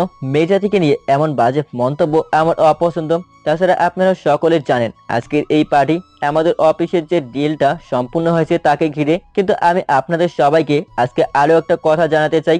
মিস ফারিয়া আমার ওয়াইফ। জানি কথাটা শুনে অনেকে হয়তো বিশ্বাস করবেন না, কিন্তু এটাই সত্যি। ফারিয়া আমার বউ। এই কথা শুনে নিশুর আগে গজগজ করে চলে গেল। আর অন্যরা সবাই এই কথা শুনে সবাই করতালি দিতে লাগলো। একে একে সবাই আমাদের কংগ্রেচুলেশনস জানালো। আমাদের বিবাহিত জীবনে সুখী হওয়ার জন্য অনেক দোয়া করলো। রাতে সবাই ডিনার করে চলে গেল। আমি ফ্রেশ হয়ে শাড়ি চেঞ্জ করে একটা প্লাজো আর টপ পরে ব্যালকনিতে দাঁড়িয়ে আছি, আকাশের দিকে তাকিয়ে। এমন সময় ফারহান এসে আমার চুলে হাত বোলাতে লাগলো। খুব কি বেশি দরকার ছিল মিরাজ শেখকে এমন করে মারার? মিরাজ শেখের জন্য কি তোমার খুব খারাপ লাগছে নাকি? আমি তো সে কথা বলিনি। যদি যদি আপনার কোনো ক্ষতি করে দেয়? আমার কিসের ক্ষতি করবে? আর আমার কিছু হলে তো তোমার জন্য ভালো, তোমাকে মুক্তি দিয়ে দেব। বলেই ফারহান এসে শুয়ে পড়ল। কিছুক্ষণ পর ফারিয়া এসে কিছু না বলেই ফারহানের বুকে মুখ লুকিয়ে জড়িয়ে ধরে শুয়ে পড়ল। তা দেখে ফারহান মুচকি হেসে পরম আদরে ফারিয়াকে বুকের সাথে মিশিয়ে ঘুমিয়ে পড়ল। অন্যদিকে দীপ্তি তার মাকে যা ইচ্ছে তা বলল ফারিয়া আর ফারহানকে নিয়ে। দেখো মা, তোমার ছেলে খুব বেশি বাড়াবাড়ি করে ফেলেছে। তুমি এত করে বলছো যে তাকে আরো ভালো সুন্দর মেয়ে খুঁজে দেবে। কে শুনলো কার কথা? তার এক কথা, আমি বিয়ে করব না। ওই মুখপুরীকে শেষে বিয়ে করেই নিল। তাসিনের সামনে তো লজ্জা আমি মাথা উঁচু করে তাকাতেও পারছি না। কি আছে ওই মেয়ের মধ্যে মা? তোমার ছেলে তোমাকে একবার জানানোর চেষ্টা করলো না, বিয়ে করে নিল। আদর দিয়ে বাদর বানিয়েছ। এখন প্রতিবেশীদের নানান কথা শুনবে। সবাই তো তোমাকেই বলবে নেহার তোমার ছেলে তোমাকে না জেনে বিয়ে করে ফেলেছে। ছি! আর যখন বাচ্চা হবে না, তোমার বান্ধবীরা সবাই বলবে, কি রে নেহার তো নাতি নাতনি কেন হচ্ছে না? ভাবতেই কেমন লাগছে মা। ছি, কি লজ্জার বিষয়। তুমি কিছু বলছো না কেন মা? রেগে বলল দীপ্তি। এতক্ষণ পর মিসেস নেহারও মুখ খুললেন। আগে সব ব্যাপার জেনে নিতে হবে। ফারহান এমন একটা কাজ করবে আমি স্বপ্নেও ভাবিনি। ঠান্ডা মাথায় সব ভাবতে হবে, সুযোগ বুঝে কাজ করতে হবে। তুই এত উত্তেজিত হচ্ছিস কেন? আর এখনো তো তেমন কেউ জানে না। শোন, সকালে ফারিয়া ঘুম থেকে উঠে নিজেকে আবিষ্কার করলো ফারহানের লোমশ বুকের উপর। সিল্কি চুলগুলো এলোমেলো হয়ে আছে। ফারহানের প্রতি কেমন যেন মায়া কাজ করছে ফারিয়ার। মোহে ডুবে যাচ্ছে। ফারহানের ফ্যানের বাতাসে চুলগুলো উঠছে। ফারহানের আর ফারিয়া চুলে আস্তে আস্তে হাত বুলিয়ে দিচ্ছে। এক সময় কত স্বপ্ন দেখতো ফারহানকে নিয়ে। তার একটা পরিবার হবে, বেবি হবে, সারা ঘর আনন্দে মেতে উঠবে। কিন্তু এখন এইসব ভাবতেই ফারিয়ার চোখে জল আসে। কি হবে এরপরে? কিভাবে দাঁড়াবে দীপ্তি আর তার মায়ের সামনে? ফারহানকে কিভাবে আবারও ধোকা দিবে এসব ভাবছে আর কান্না করছে। ফারিয়ার চোখে জল পড়ছে ফারহানের মুখের উপর। আর ফারহানের নাড়াচাড়া দেখে ফারিয়া ভাবনার জগৎ থেকে বেরিয়ে আসে। তাড়াতাড়ি চোখের জল মুছে নেয়। ওর মধ্যে ফারহানের ঘুম ভেঙে যায়। তাকিয়ে দেখে ফারিয়ার ঘুম ভেঙে গেছে। গুড মর্নিং সোনা বউ বলেই কপালে চুমু দিল। ফারিয়া কিছু না বলে উঠে ফ্রেশ হতে চলে গেল। ফ্রেশ হয়ে ফারহানের জন্য কফি নিয়ে আসলো। রুমে ঢুকে দেখে ফারহান রুমে নেই। ওয়াশরুমের দরজা খোলার আওয়াজ পেয়ে তাকিয়ে দেখে ফারহান গোসল করে বের হলো। তার ছোট্ট ছোট্ট ভেজা চুলগুলো থেকে ফোঁটা ফোঁটা পানি পড়ছে। ফারিয়ার ইচ্ছে করছে ফারহানের চুলগুলো আলতো করে আঁচল দিয়ে মুছে দিতে। ফারহানের ভেজা লোমশ বুকে হাত বুলিয়ে দিতে ইচ্ছে করছে। ফারহান ফারিয়ার এমন ভাবে তাকিয়ে থাকা দেখে মুচকি হেসে বলে, সিসি এমন করে তাকিয়ে আছো কেন? আমার লজ্জা করছে না বুঝি? ছেলেদের লজ্জা করে তো। হায় হায়, কেমন করে তাকিয়েছে দেখো। বলেই মুখে হাত দিয়ে ডেকে ফেললো। অন্যদিকে ফারহানের এমন অবস্থা দেখে ফারিয়ার লজ্জায় নাজেহাল অবস্থা। কফি রেখে তাড়াতাড়ি বেলকনিতে গিয়ে দাঁড়িয়ে রইল। ফারিয়ার এমন করে চলে যাওয়া দেখে ফারহান হো হো করে জোরে হেসে দেয়।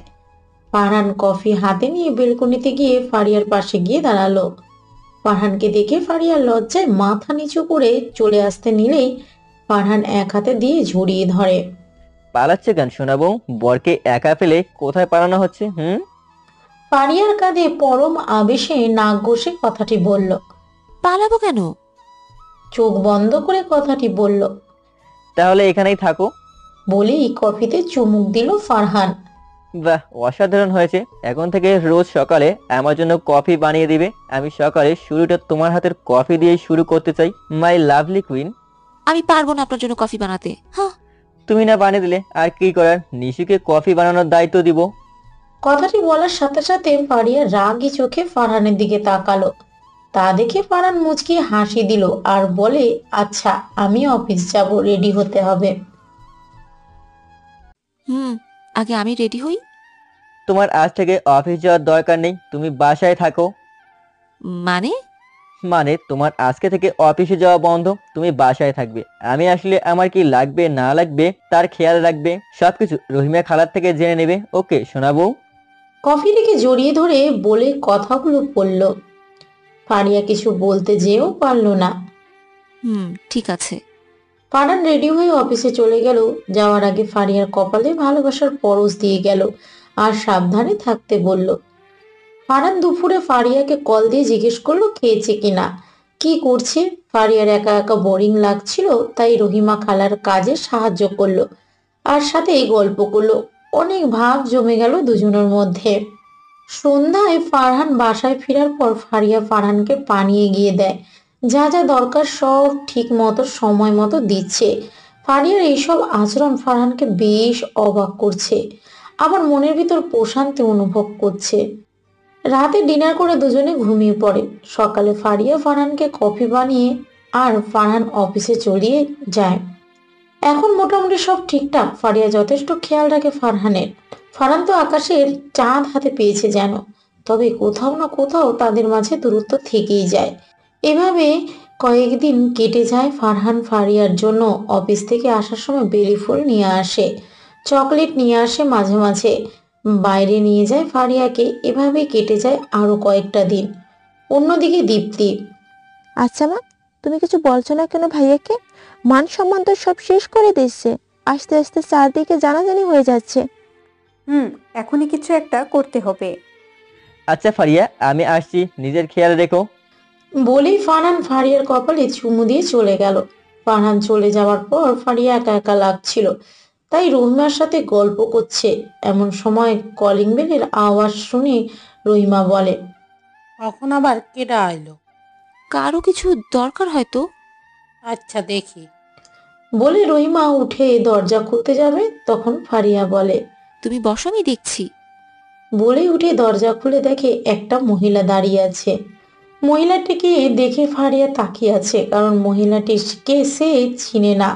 ফারিয়া তাকিয়ে থাকা দেখে মহিলাটি বলে উঠল, কি ভিতরে আসতে বলবে না নাকি? এটাও জানো না যে কেউ দরজায় দাঁড়িয়ে থাকলে তাকে ভিতরে নিয়ে যেতে হয়? মহিলাটির কড়া গলার কথা শুনে ফারিয়া একটু অপমান বোধ করলেও তা বুঝতে না দিয়ে পরম সম্মানের সাথে ভিতরে আসতে বলে। মহিলাটি ভিতরে আসে। এতক্ষণ রহিমা খালাও চলে এসেছেন। কে আসলো দেখার জন্য রহিমা খালা এসে বলে, আরে ম্যাডাম, আপনি আসেন, ভেতরে আসেন। আপনি ফারহান স্যারের মা? ফারিয়াকে উদ্দেশ্য করে বলল কথাটা রহিমা। ফারিয়া বুঝতে পেরে সালাম করার জন্য এগিয়ে গেলে ফারিয়াকে সালাম করতে না দিয়ে নিহার বলে উঠল, থাক, আর আদিক্ষেতা দেখাতে হবে না। আসলে মা, আমি আপনাকে চিনতে পারিনি। আমি চা বানিয়ে নিয়ে আসছি আপনার জন্য, বসুন আপনি। বলে যেতে নিলে মিসেস নিহার বলে ওঠে, কোথাও যেতে হবে না তোমার, তোমার সাথে আমার কিছু কথা আছে। বলে সোফায় আরাম করে বসলো। জি বলুন। বলে মিসেস নিহার সামনে গিয়ে দাঁড়ালো। আরে দাঁড়িয়ে আছো কেন? বসো বসো। জি। বলে নিহার পাশে বসলো।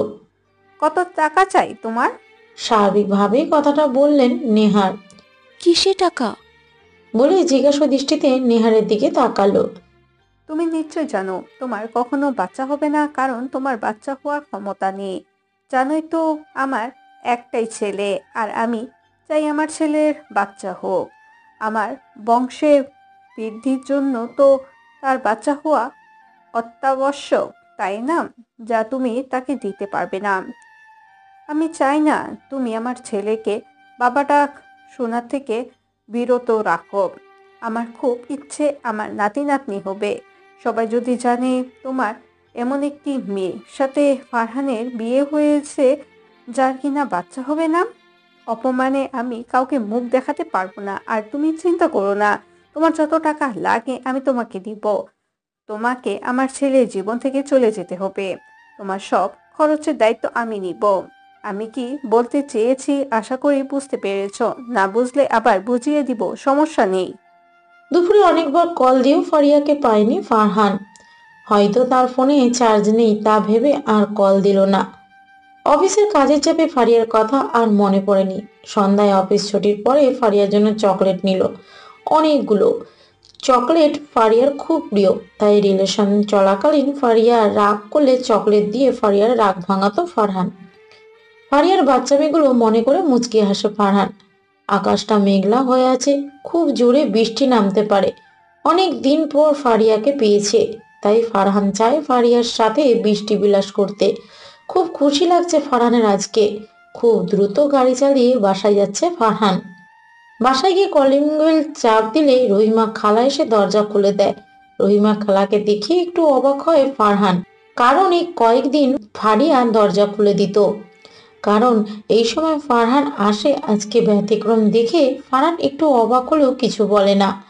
উপরে চলে যায় নিজের রুমে গিয়ে ফারিয়াকে না দেখে ডাকা শুরু করে।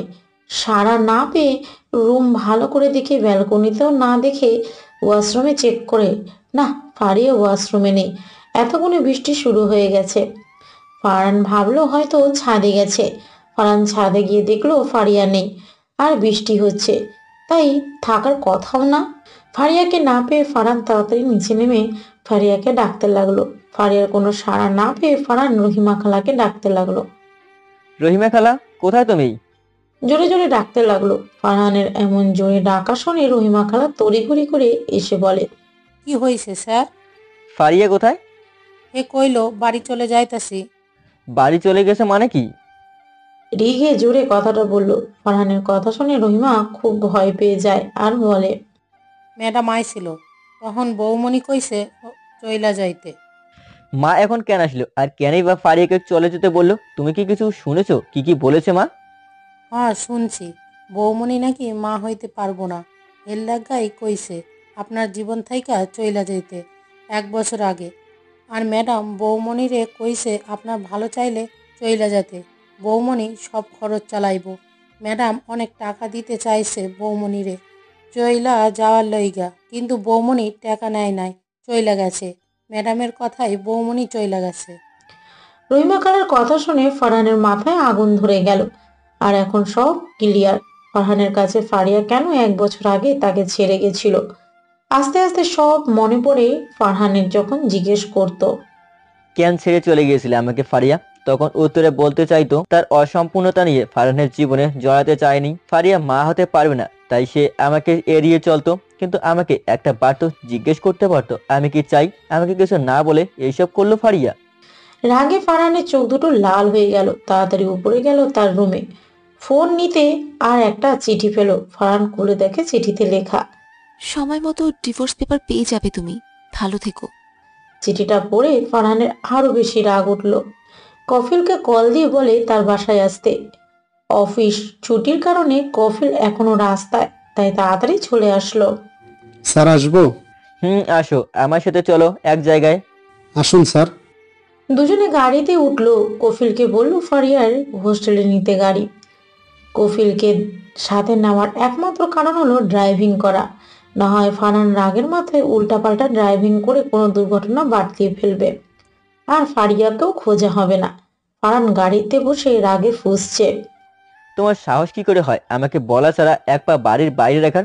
তুমি আমার বউ, আমার কথাই শেষ কথা। আমাকে জিজ্ঞেস করা ছাড়া কেন তুমি বাড়ি ছেড়ে গেছো? একটা উচিত শিক্ষা তো পাবেই তুমি। কে কি বললো না বললো সেদিকে মাথা ঘোরানো তো কোনো দরকার ছিল না তোমার। এইসব ভাবছে আর রাগে ফুঁসছে। এর মধ্যে ফারহান তার মা নিহারকে কল দিল। 2-3 বার রিং হওয়ার পরও রিসিভ করলো নিহার। কেমন আছিস বাবা? আমি কেন আসছি তোমার তো জানার কথা, তাই না? এখন জিজ্ঞেস করার কি দরকার আছে? আমাকে ভালো থাকতে তো তোমরা দিবি না, তাই না? কি বলছিস এসব তুই? তুই কি ভুলে গিয়েছিস তুই কার সাথে কথা বলছিস? সম্মান করতে ভুলে গেলি নাকি তোর স্মৃতিশক্তি লোপ পেয়েছে? ও প্লিজ মা, আমি সম্পূর্ণ অসুস্থ আর আমাকে ম্যানার শেখাতে এসো না। আমি যা বলছি ঠিকই বলছি। কেন এসেছিলে আজকে আমার বাসায়? আমার ভালো থাকা কি তোমার আর তোমার মেয়ে সহ্য হয় না নাকি? ফারিয়া বাড়ি ছেড়ে চলে গেছে, ফারিয়া কিচ্ছু হলে তোমাদের ভালো হবে না।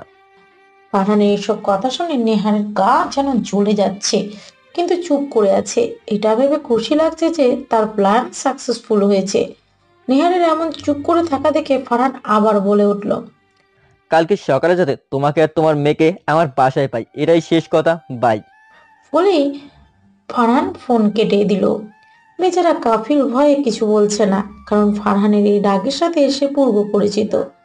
গাড়ি হোস্টেলের সামনে নামতেই ফারহান নেমে ফারিয়াকে খুঁজতে লাগলো। কফিল গিয়ে হোস্টেলের ম্যানেজারের সাথে কথা বলল।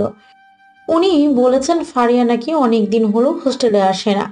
ফারহানের বুঝতে বাকি রইল না ফারিয়া তার বাড়ি চলে গেছে। দুজনে গিয়ে গাড়িতে বসলো। রাগে ফারহানের শরীর কাঁপছে। মনে হচ্ছে ফারহান কফিলকে ফারিয়ার ঠিকানা বলল, তাড়াতাড়ি গাড়ি চালাতে বলল। কফিল ফারহানের এমন অবস্থা দেখে ভয়ে ভয়ে গাড়ি চালাতে লাগলো। এর মাঝে ফারহান কফিলকে ধমক দিয়ে বলে উঠল, এত আস্তে গাড়ি চালালে কখন যাব? তোমাকে না নিয়ে আসাই বেটার ছিল। Sorry sir. বলে জোরে গাড়ি চালাতে লাগলো ভয়ে। অন্যদিকে মিসেস মেহতা ঘরে বসে টিভি দেখছিলেন। কলিং বেলের আওয়াজ শুনে বিরক্ত নিয়ে দরজা খুলে দেখে যে একটা মেয়ে দাঁড়িয়ে আছে। ভালো করে খেয়াল করে দেখলো যে এটা তার একমাত্র মেয়ে ফারিয়া। ফারিয়াকে দেখেই হাউমাউ করে কেঁদে দিলেন মিসেস মেহতাজ। মেহতাজের কান্না শুনে ঘরে থাকা আতিক আব্দুল্লাহ থেকে বেরিয়ে আসেন। এসে দেখেন ফারিয়া বাসায় এসেছে। আর মিসেস মেহতাজ ফারিয়াকে চুমু দিয়ে কান্না করতে করতে বলল, কোথায় চলে গিয়েছিস তুই? তোকে কত খুঁজলাম। আমাদের কথা কি তোর একটু মনে পড়েনি মা? একটা বছর কেন ধরেছিলি আমাদের থেকে? এসব বলতে লাগলো আর কান্না করতে লাগলো। আতিক শাহিন বলে ওঠেন, আরে আমার মামুনিটাকে ঘরে আসতে দিবে তো নাকি? কতদিন পর বাসায় আসলো। ফারিয়া এগিয়ে গিয়ে তার বাবাকে সালাম করলো। তার বাবা ফারিয়াকে বুকে জড়িয়ে নিল এবং ভিতরে নিয়ে গেল। তারপর ফারিয়া তার সমস্যার কথা বলল, কেন ছেড়ে চলে গেছে তাদের। সাথে ফারহানের অফিসে জব করা এবং বিয়ের কথা, ফারহানের মায়ের কথা সব বলল। সব শুনে মিসেস মেহতাজ বলেন, ফারিয়ার উচিত ছিল ফারহানকে বিষয়টা জানানো। আতিক সাহেবও বেশি কিছু বললেন না। অনেকদিন পর মেয়েকে কাছে পেয়েছেন, এতেই অনেক খুশি তারা। মিসেস মেহতাজ নিজের হাতে মেয়েকে খাইয়ে দিল। আজকে সবাই মিলে একসাথে খাবার খেলো। দুপুরে ও রাতে খাবার খেয়ে ফারিয়া তার রুমে চলে গেল। ফারহানের একটা ছবি হাতে নিয়ে শুয়ে আছে ফারিয়া আর ভাবছে, মানুষের জীবনে না চাইতে অনেক কিছু হয়ে যায়, অনেক কিছু পেয়ে যায়, আর না চাইতে অনেক কিছু হারিয়ে ফেলতে হয়। ফারহানকে খুব মনে পড়ছে, তার সাথে কাটানো প্রতিটা মুহূর্ত মনে পড়ছে। তার বাইরে খুব বৃষ্টি হচ্ছে। ফারিয়া শোয়া থেকে উঠে বেলকনিতে গিয়ে দাঁড়িয়ে আছে। কিছুক্ষণ পর দেখে একটা গাড়ি তাদের বাড়িতে ঢুকছে। তা দেখে ফারিয়া সন্দেহ দৃষ্টিতে তাকিয়েছে। ভালো করে খেয়াল করে দেখে এটা ফারহানের গাড়ি। ফারহানের গাড়ি দেখে ফারিয়া খুব ভয় পেয়ে গেছে। ফারহান গাড়ি থেকে নেমে কলিং বেল চাপতে লাগলো একসাথে। কলিং বেলের এমন আওয়াজ শুনে মিসেস মেহতাজের রাগ হলো। তিনি চেঁচিয়ে বলেন, আরে আসছি তো, এভাবে কলিং বেল চাপার কি আছে? বলে দরজা খুলতে আসেন। তার সাথে আতিক সাহেবও আসেন। মেহতাজ দরজা খুলে দেখে যে ফারহান দাঁড়িয়ে আছে। তুমি? আমি। ফারিয়া কোথায়? ওপরেই আছে, ওর রুমে। বলা মাত্রই ফারহান 1 মিনিটও দেরি না করে উপরে চলে গেল। ফারিয়ার রুমে গিয়ে দেখে ফারিয়া বিছানায় বসে আছে। ফারহানকে দেখে দাঁড়িয়ে যায় আর বলে, আপনি কেন এসেছেন? আমি তো নিয়ে যেতে এসেছি। আমি যাব না, কোথাও যাব না আপনার সাথে। আপনাকে এখানে কে আসতে বলেছে? হ্যাঁ? ফারহানের মুখে তুই ডাক শুনে ফারিয়া বুঝে যায় ফারহান প্রচন্ড রেগে আছে। সাথে তার চোখ দুটো লাল হয়ে আছে। চলো আমার সাথে। বলেই ফারিয়ার হাত ধরে নিচে নিয়ে যায়। আর ফারিয়া বলে, আমি কোথাও যাব না, ছেড়ে দিন আমাকে। বলে হাত ছাড়ানোর চেষ্টা করছে। ফারহান ফারিয়াকে নিচে নিয়ে যায় আর আতিক সাহেব ও মিসেস মেহতাজকে উদ্দেশ্য করে বলে, মা বাবা দোয়া করবেন আমার জন্য। আমি ফারিয়াকে এখন নিয়ে যাচ্ছি, আর আমি বলে দেব আপনাদের যাওয়ার জন্য। বলেই ফারহান ফারিয়াকে নিয়ে বেরিয়ে যায়। মেহতাজ আর আতিক সাহেবও কিছু বলেনি, তারা বুঝে গেছেন তার মেয়ের জন্য ফারহানও উপযুক্ত ছেলে। ফারহান ফারিয়াকে জোর করে গাড়িতে উঠায় আর কাপিলকে বলে যেন তাড়াতাড়ি গাড়ি চালায়। পুরো রাস্তায় ফারিয়া বারবার চেয়েছে গাড়ি থেকে নামার জন্য, ফারহানের সাথে জোরাজোরি করেছে কিন্তু পারেনি। ফারহানের বাসার সামনে কাপিল গাড়ি থামায়, ফারহান ফারিয়াকে টেনে গাড়ি থেকে নামায় আর কপিলকে বলে গাড়ি নিয়ে তার বাসায় যেতে। কপিল বেশি কথা না বাড়িয়ে চলে যায়। ফারহান কলিং বেল চাপ দিতে রহিমা খালা দরজা খুলে দেয়। মনে হচ্ছিল দরজা খোলার জন্যই দরজার পাশে দাঁড়িয়েছিল। ফারহান ফারিয়াকে উপরে নিচের রুমে নিয়ে যায় আর হাত ছেড়ে, আমি এখানে থাকবো না, আমি চলে যাব আর আপনাকে ডিভোর্স লেটার পাঠিয়ে দিব। বলে যেতে চাইলে ফারহান রাগ কন্ট্রোল করতে না পেরে ফারিয়াকে থাপ্পড় মারতে শুরু করে আর বলে, তোর সাহস কি করে হয় আমার অনুমতি ছাড়াই বাইরে পা রাখার? তোকে কে কি বলেছে? তুই সব আমাকে বলার দরকার ছিল, কারণ আমি তোর বর। তোর সকল ভালো মন্দ দেখার দায়িত্ব আমার। তোকে কি অন্য কেউ বিয়ে করেছে যে তুই তাদের কথা শুনবি? তোর খুব শখ না আমাকে ডিভোর্স দেওয়ার? তোর এই শখ কখনো পূরণ হবে না আমি বেঁচে থাকতে, বুঝলি? ফারহান এসব বলতে লাগলে আর ফারিয়াকে থাপ্পড় মারতে লাগলো। ফারিয়ার ঠোঁট কেটে রক্ত বের হচ্ছে। থাপ্পড়ের জন্য তাও ফারিয়া কিছু বলছে না, কান্না করে যাচ্ছে। এত জোরে থাপ্পড় দিচ্ছে ফারিয়া পড়ে যায়। ফারহান ফারিয়ার চুলের মুঠি ধরে টানতে টানতে ছাদে নিয়ে যায় আর ফারিয়া বলতে থাকে, আমার লাগছে, প্লিজ আমাকে ছেড়ে দিন। ফারহান ফারিয়ার কোনো কথা শুনছে না। ফারিয়াকে ছাদে নিয়ে গিয়ে দরজা খুলে বৃষ্টির মধ্যে ছাদে রেখে আসে। দরজা লক করে নিচে এসে ফারহান রাগে অনেক কিছু ভেঙে ফেলে আর অফিসের জামা খুলে ছুঁড়ে ফেলে দিয়ে বসে আছে সোফায়। প্রায় 1.5 ঘন্টা পর ফারহানের মনে হলো এ কি করলো সে? খুব বেশি বাড়াবাড়ি করে ফেললো আজকে।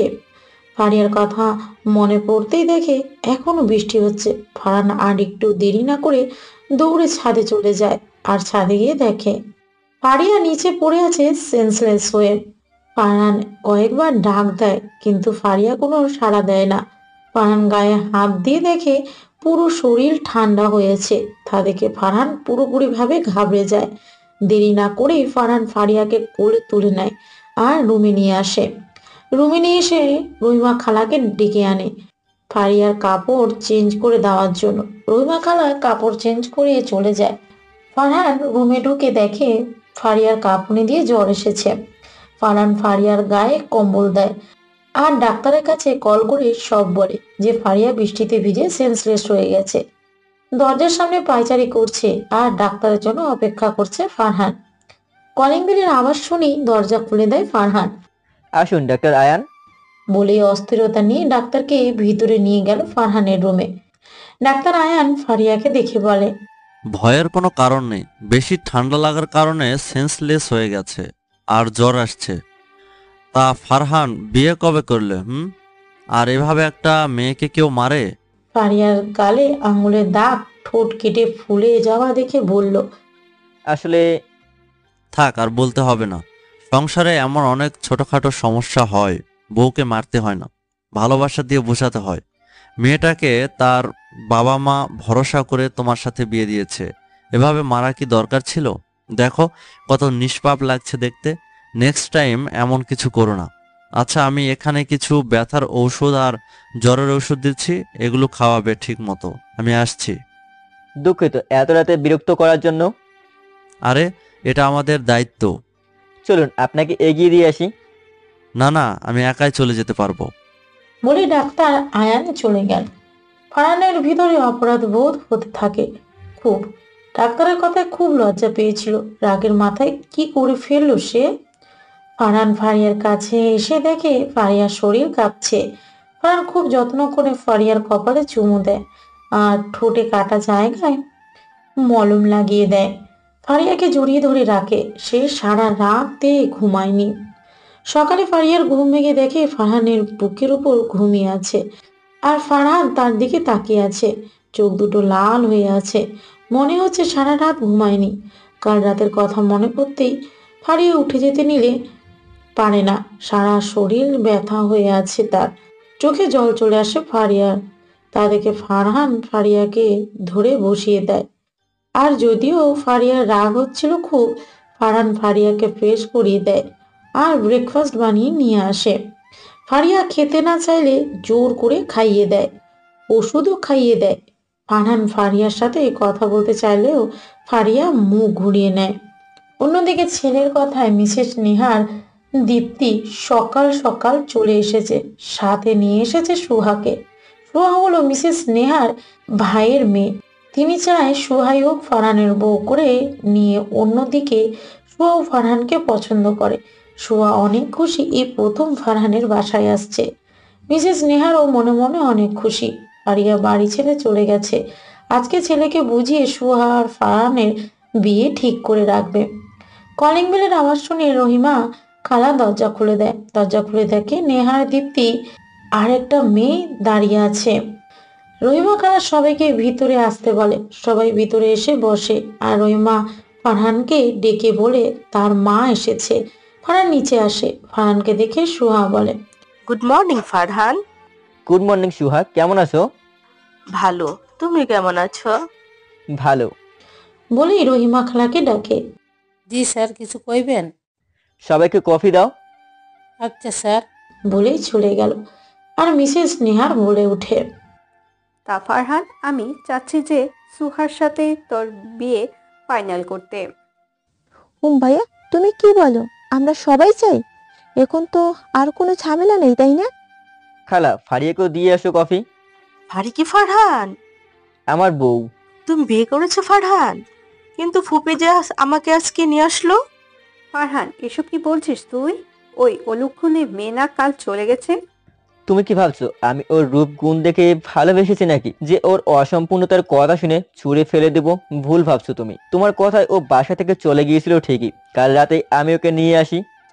ভাইয়া, তোমার মাথা ঠিক আছে? তুমি ওকে আবার নিয়ে এসেছো বাসায়? দীপ্তি, তুই চুপ কর, বড়দের মাঝে কথা বলবি না। চুপ করবো মানে? ও চলে যাওয়ার পরে কেন নিয়ে আসছো? আমরা মানুষের কথা শুনতে পারবো না। দীপ্তি, তোকে চুপ করতে বলছি।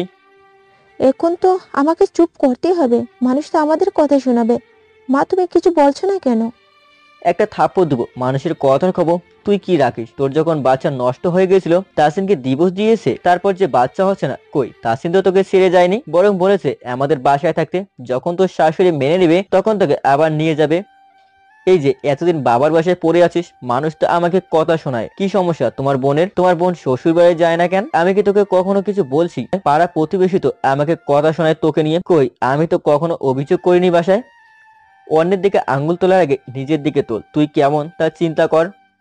আর মা, তোমাকে বলি, সব মানুষের সবকিছু ধারণ ক্ষমতা আল্লাহ দেন। আল্লাহ চাইলে তো আমাদের বাচ্চা হতেই পারে, তাই না? তুমি কেন বুঝতে চেষ্টা করছো না? তুমি কি চাও না আমি ভালো থাকি? আর অনেক মানুষেরই তো বাচ্চা হয় না, তাই না? ওদেরকে ডিভোর্স দিয়ে দিতে হবে তাই বলে প্রয়োজনে বাচ্চা দত্তক নিব? আর আল্লাহ ইচ্ছা করলে তো আমাদের ঘরে বাচ্চা দিতে পারে, তাই না? তোমরা একজন মেয়ে হয়ে অন্য একজন মেয়ের সংসার কিভাবে ভাঙতে চাও? তোমাদের মতো কিছু মহিলার কারণে অনেক নারী শান্তি মতো সংসার করতে পারে না। যে সংসারে শান্তি নেই সেখানে বাচ্চা দিয়ে কি হবে? কখনো ভেবে দেখেছো? আমি যদি ফারিয়াকে নিয়ে সুখী হই তাহলে তো তোমারই খুশি হওয়ার কথা। তাই দয়া করে ফারিয়াকে আমার থেকে আলাদা করার চেষ্টা করো না প্লিজ মা, হাত জোর করে বলছি। আমার কোনো বাচ্চা লাগবে না, আমি ওকে ভালোবাসি। বাচ্চা হলেও বাসবো, না হলেও বাসবো। আমি যদি 1 বছর আগে জানতাম ফারিয়া এই সমস্যার কারণে আমাকে ছেড়ে গেছে, তাহলে তখনই খুঁজে বের করে বিয়ে করে ফেলতাম। 1টা বছর আমাকে তিলে তিলে মরতে হতো। যদি এটা কোনো মোহ বা আবেগ হতো তাহলে আমি 1 বছর আগেই ভুলে যেতে পারতাম। আমার নিজের জীবন সম্পর্কে বোঝার যথেষ্ট জ্ঞান আছে। আমি এখন ছোট নেই, নিজের ভালো খারাপও সব বুঝি। তোমরা যদি বলো আমি তোমাদের সব ছেড়ে চলে যাব, কখনো আর তোমাদের সামনে দাঁড়াবো না, সম্পত্তির দাবিও করবো না। আমি ফারিয়াকে নিয়েই থাকতে চাই, কারণ আমি ওকে খুব ভালোবাসি। ফুপি, তুমি তো আমাকে আগে বলনি ফারহান কাউকে ভালোবাসে বা বিয়ে করেছে। আমাকে আগে বললে তো আমি আর আগ্রহ দেখাতাম না। আর ফুপি, ফারহান যাকে নিয়ে সুখী হতে চায় হোক না। আর সত্যি তো, বাচ্চা কাচ্চা এসব আল্লাহর দান। আল্লাহ চাইলে কি না করতে পারে। মিসেস নেহার এতক্ষণ পর মুখ খুললেন।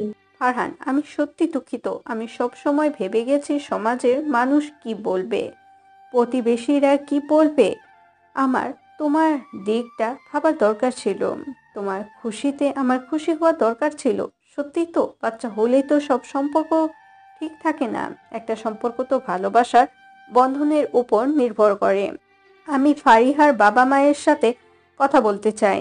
ফারহান তার মাকে জড়িয়ে ধরে বিশেষ নেহারও পরম আদরে ছেলেকে বুকে জড়িয়ে নেয় আর বলেন, আমার ছেলেটা কত বড় হয়ে গেছে, কত কিছু বুঝে, বলেই কপালে চুমু দেয়।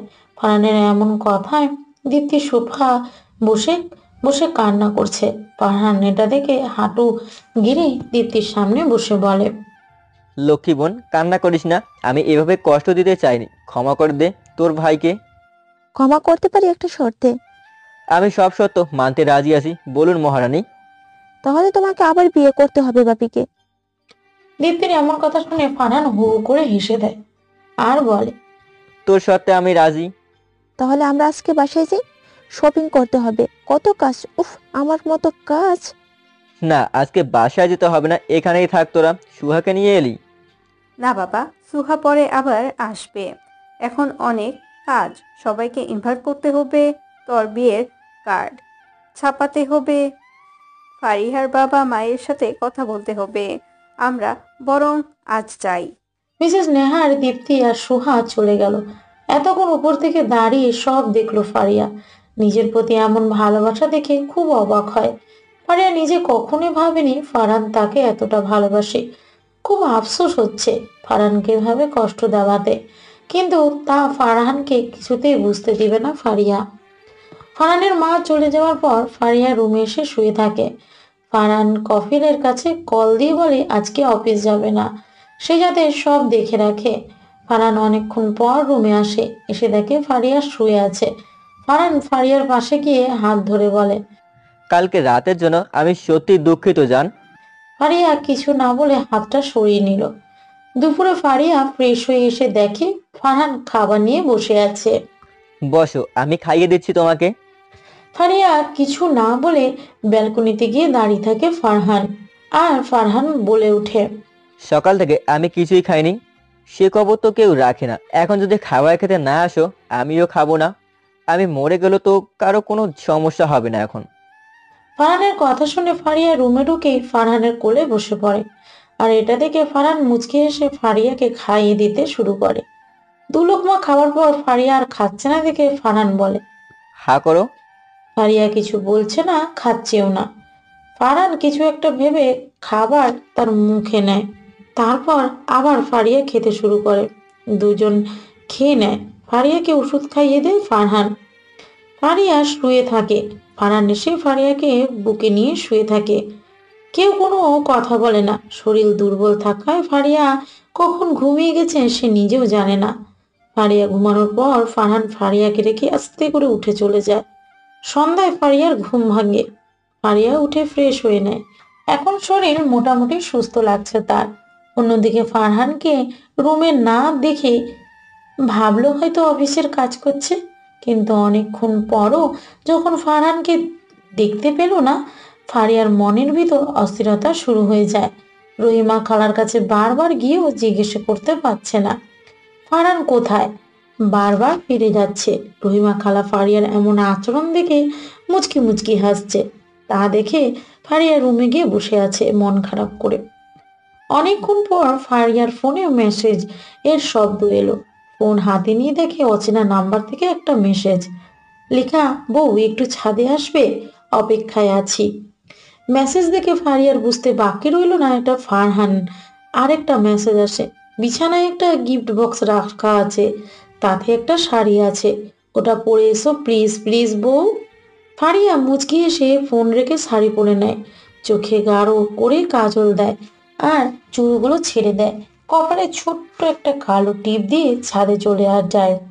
ফারিয়া ছাদে গিয়ে দেখে পুরো ছাদে মোমবাতি দিয়ে সাজানো আর গোলাপ ফুলের পাপড়ি ছিটানো। একপাশে দোলনা, সেটা পুরোটাই ফুলে ঢাকা, তার উপর অনেকগুলো বেলুন, তাতে লেখা সরি। দোলনার সামনে একটা লাভ ফুলের পাপড়ির ভিতরে লেখা সরি বউ। আর ফারহান একপাশে দাঁড়িয়ে আছে। ফারিয়া এত কিছু দেখে অবাক হয়ে যায়। তখন ফারহান বলে ওঠে, কি হলো বউ, তোমার পছন্দ হয়নি? দাঁড়িয়ে আছো কেন, আসো। ফারহানের কথায় ফারিয়া তার সামনে গেল। ফারহান ফারিয়াকে দোলনায় বসিয়ে দিয়ে গিটার বাজিয়ে গান গাইতে শুরু করলো। গান শেষ করে ফারহান ফারিয়ার কাছে গিয়ে হাঁটু গেড়ে বসে কানে ধরে বলে, বউ, আমি কখনো আর তোমাকে কষ্ট দিব না, প্রমিস। আমাকে ক্ষমা করো প্লিজ। বাবুই, ক্ষমা না করলে কি তোমার কথা মতো তোমার দেওয়া শাড়ি পরে এসেছি নাকি? বউ, তোমাকে খুব সুন্দর লাগছে, প্রেমে পড়ে গেছি। যা দুষ্টু, কালকে যদি মরে যেতাম। শোনা বউ, আমি তোমাকে কষ্ট দিতে চাইনি। তুমি তো আমাকে কিছু বলনি, আমাকে কিছু না জানিয়ে চলে গেছো, তাই খুব বেশি রাগ হয়েছে। আর কখনো এমন হবে না। সত্যি তো? সত্যি সত্যি সত্যি। চলে যাওয়া যাক। আউচ! কি হলো বউ? আমি হাঁটতে পারছি না, আমাকে কোলে তুলে নাও। ওহো, তাই বুঝি? বলে কোলে তুলে নিয়ে রুমে চলে গেল। ফারিয়াকে খাইয়ে দিয়ে ওষুধ খাইয়ে দিল। ফারহান নিজেও খেয়ে নিল। দুদিন পর ফারিয়া পুরোপুরিভাবে সুস্থ হয়ে গেল। মিসেস নেহার ফারিয়ার পরিবারের সাথে কথা বলে আবার নতুন করে ফারহান আর ফারিয়ার ধুমধাম করে বিয়ে দিল। সবাই খুব খুশি। ফারিয়াকে দীপ্তি, তিশা, সুহা বাসর ঘরে বসিয়ে রেখেছে। পুরো বিছানায় ফুলে ভরা, আর রুমের ভিতরে মোমবাতি দিয়ে সাজানো হয়েছে। ফারহান রুমে আসলো, অমনি দীপ্তি, তিশা, সুহা একসাথে বলে ওঠে, এই কোথায় যাচ্ছেন? কোথায় যাচ্ছি মানে? আমার রুমে যাচ্ছি। আমাদের টাকা দিয়ে দেন, আমরা চলে যাই। আর না হয় আজকে সারা রাত বউকে ছাড়া কাটান। তোমাদের কেন টাকা দেবো? আমার বউয়ের কাছে আমি যাবো, টাকা দিতে হবে কেন? আমরা এত কষ্ট করে বাসর ঘর সাজিয়েছি, টাকা দিন, না হলে ভিতরে যাওয়া বন্ধ। ছি ভাইয়া, তুমি আজকের দিনে ভাবিকে ছাড়া কাটাবে নাকি? আমাদের ঘুম পাইছে, টাকা দাও, চলে যাচ্ছি। ফারহান কোনো উপায় না পেয়ে ওদের 10,000 টাকা দিল, আর টাকা নিয়ে ওরা চলে গেল। ফারহান রুমে এসে দেখে ফারিয়া বিছানায় বসে আছে। ফারহান ফারিয়ার কাছে গিয়ে বসলো। আরো আগে আসতে পারলে না? ওরা আমাকে এখানে এত ভারী লেহেঙ্গা পরিয়ে বসিয়ে রেখেছে। উফ, মরেই যাচ্ছি। আমার বউটার খুব কষ্ট হচ্ছে বুঝি। আচ্ছা, তুমি চেঞ্জ করে এসো, যাও। আর শোনো, এইসব আটা ময়দা সব ধুয়ে ফ্রেশ হয়ে আসো, ভূতের মতো লাগছে। ওকে বাবুই। ফারিয়া লেহেঙ্গা রেখে একটা শাড়ি পরে ফ্রেশ হয়ে বের হলো। চুল মুছতে মুছতে ফারিয়া আয়নার সামনে দাঁড়িয়ে চুল মুছতে মুছতে লাগলো। আর ফারহান পিছন থেকে জড়িয়ে ধরে ফারিয়ার ভেজা চুলে স্মেল নিচ্ছে। কি করছো? ছাড়ো। কি মনে হয় তুমি বললে ছেড়ে দেবো? বলে ফারহান ফারিয়ার ঘাড়ে নাক ঘষতে লাগলো, আর শাড়ির নিচে উন্মুক্ত পেটে হাত দিয়ে স্লাইড করতে লাগলো। ফারিয়া যেন বরফের মতো হিম হয়ে গেছে। সারা শরীরে শিহরণ অনুভব হচ্ছে তার। অন্যরকম ভালো লাগা কাজ করছে তার ভিতরে। ফারহানের গরম নিঃশ্বাস ফারিয়ার ঘাড়ে পড়তেই বারবার কেঁপে উঠছে ফারিয়া। ফারহান ফারিয়াকে নিজের দিকে ফিরিয়ে ফারিয়ার ঠোঁট জোড়া দখল করে নিল। ফারিয়া আজকে কোনো বাধা দিচ্ছে না। পরম আবেশে সেও ফারহানের চুলে হাত দিয়ে খামচে ধরে চুমু খাচ্ছে। ফারিয়া চায় ফারহান তাকে খুব ভালোবাসুক, তাদের মাঝে আরো কোনো দূরত্ব না থাকুক। ফারহান ফারিয়াকে কোলে তুলে নিল, আর দুজনে ডুব দিল নিজেদের ভালোবাসায়। তাদের জন্য অপেক্ষা করছে সুন্দর একটা ভবিষ্যৎ, মিষ্টি একটা সকাল। অনেক কষ্টে পূর্ণতা পেল তাদের ভালোবাসা। ভালো থাকুক ফারহান ফারিয়া, বেঁচে থাকুক তাদের ভালোবাসা। সবাই দোয়া করবেন যাতে ফারিয়ার টুইন্স বেবি হয়।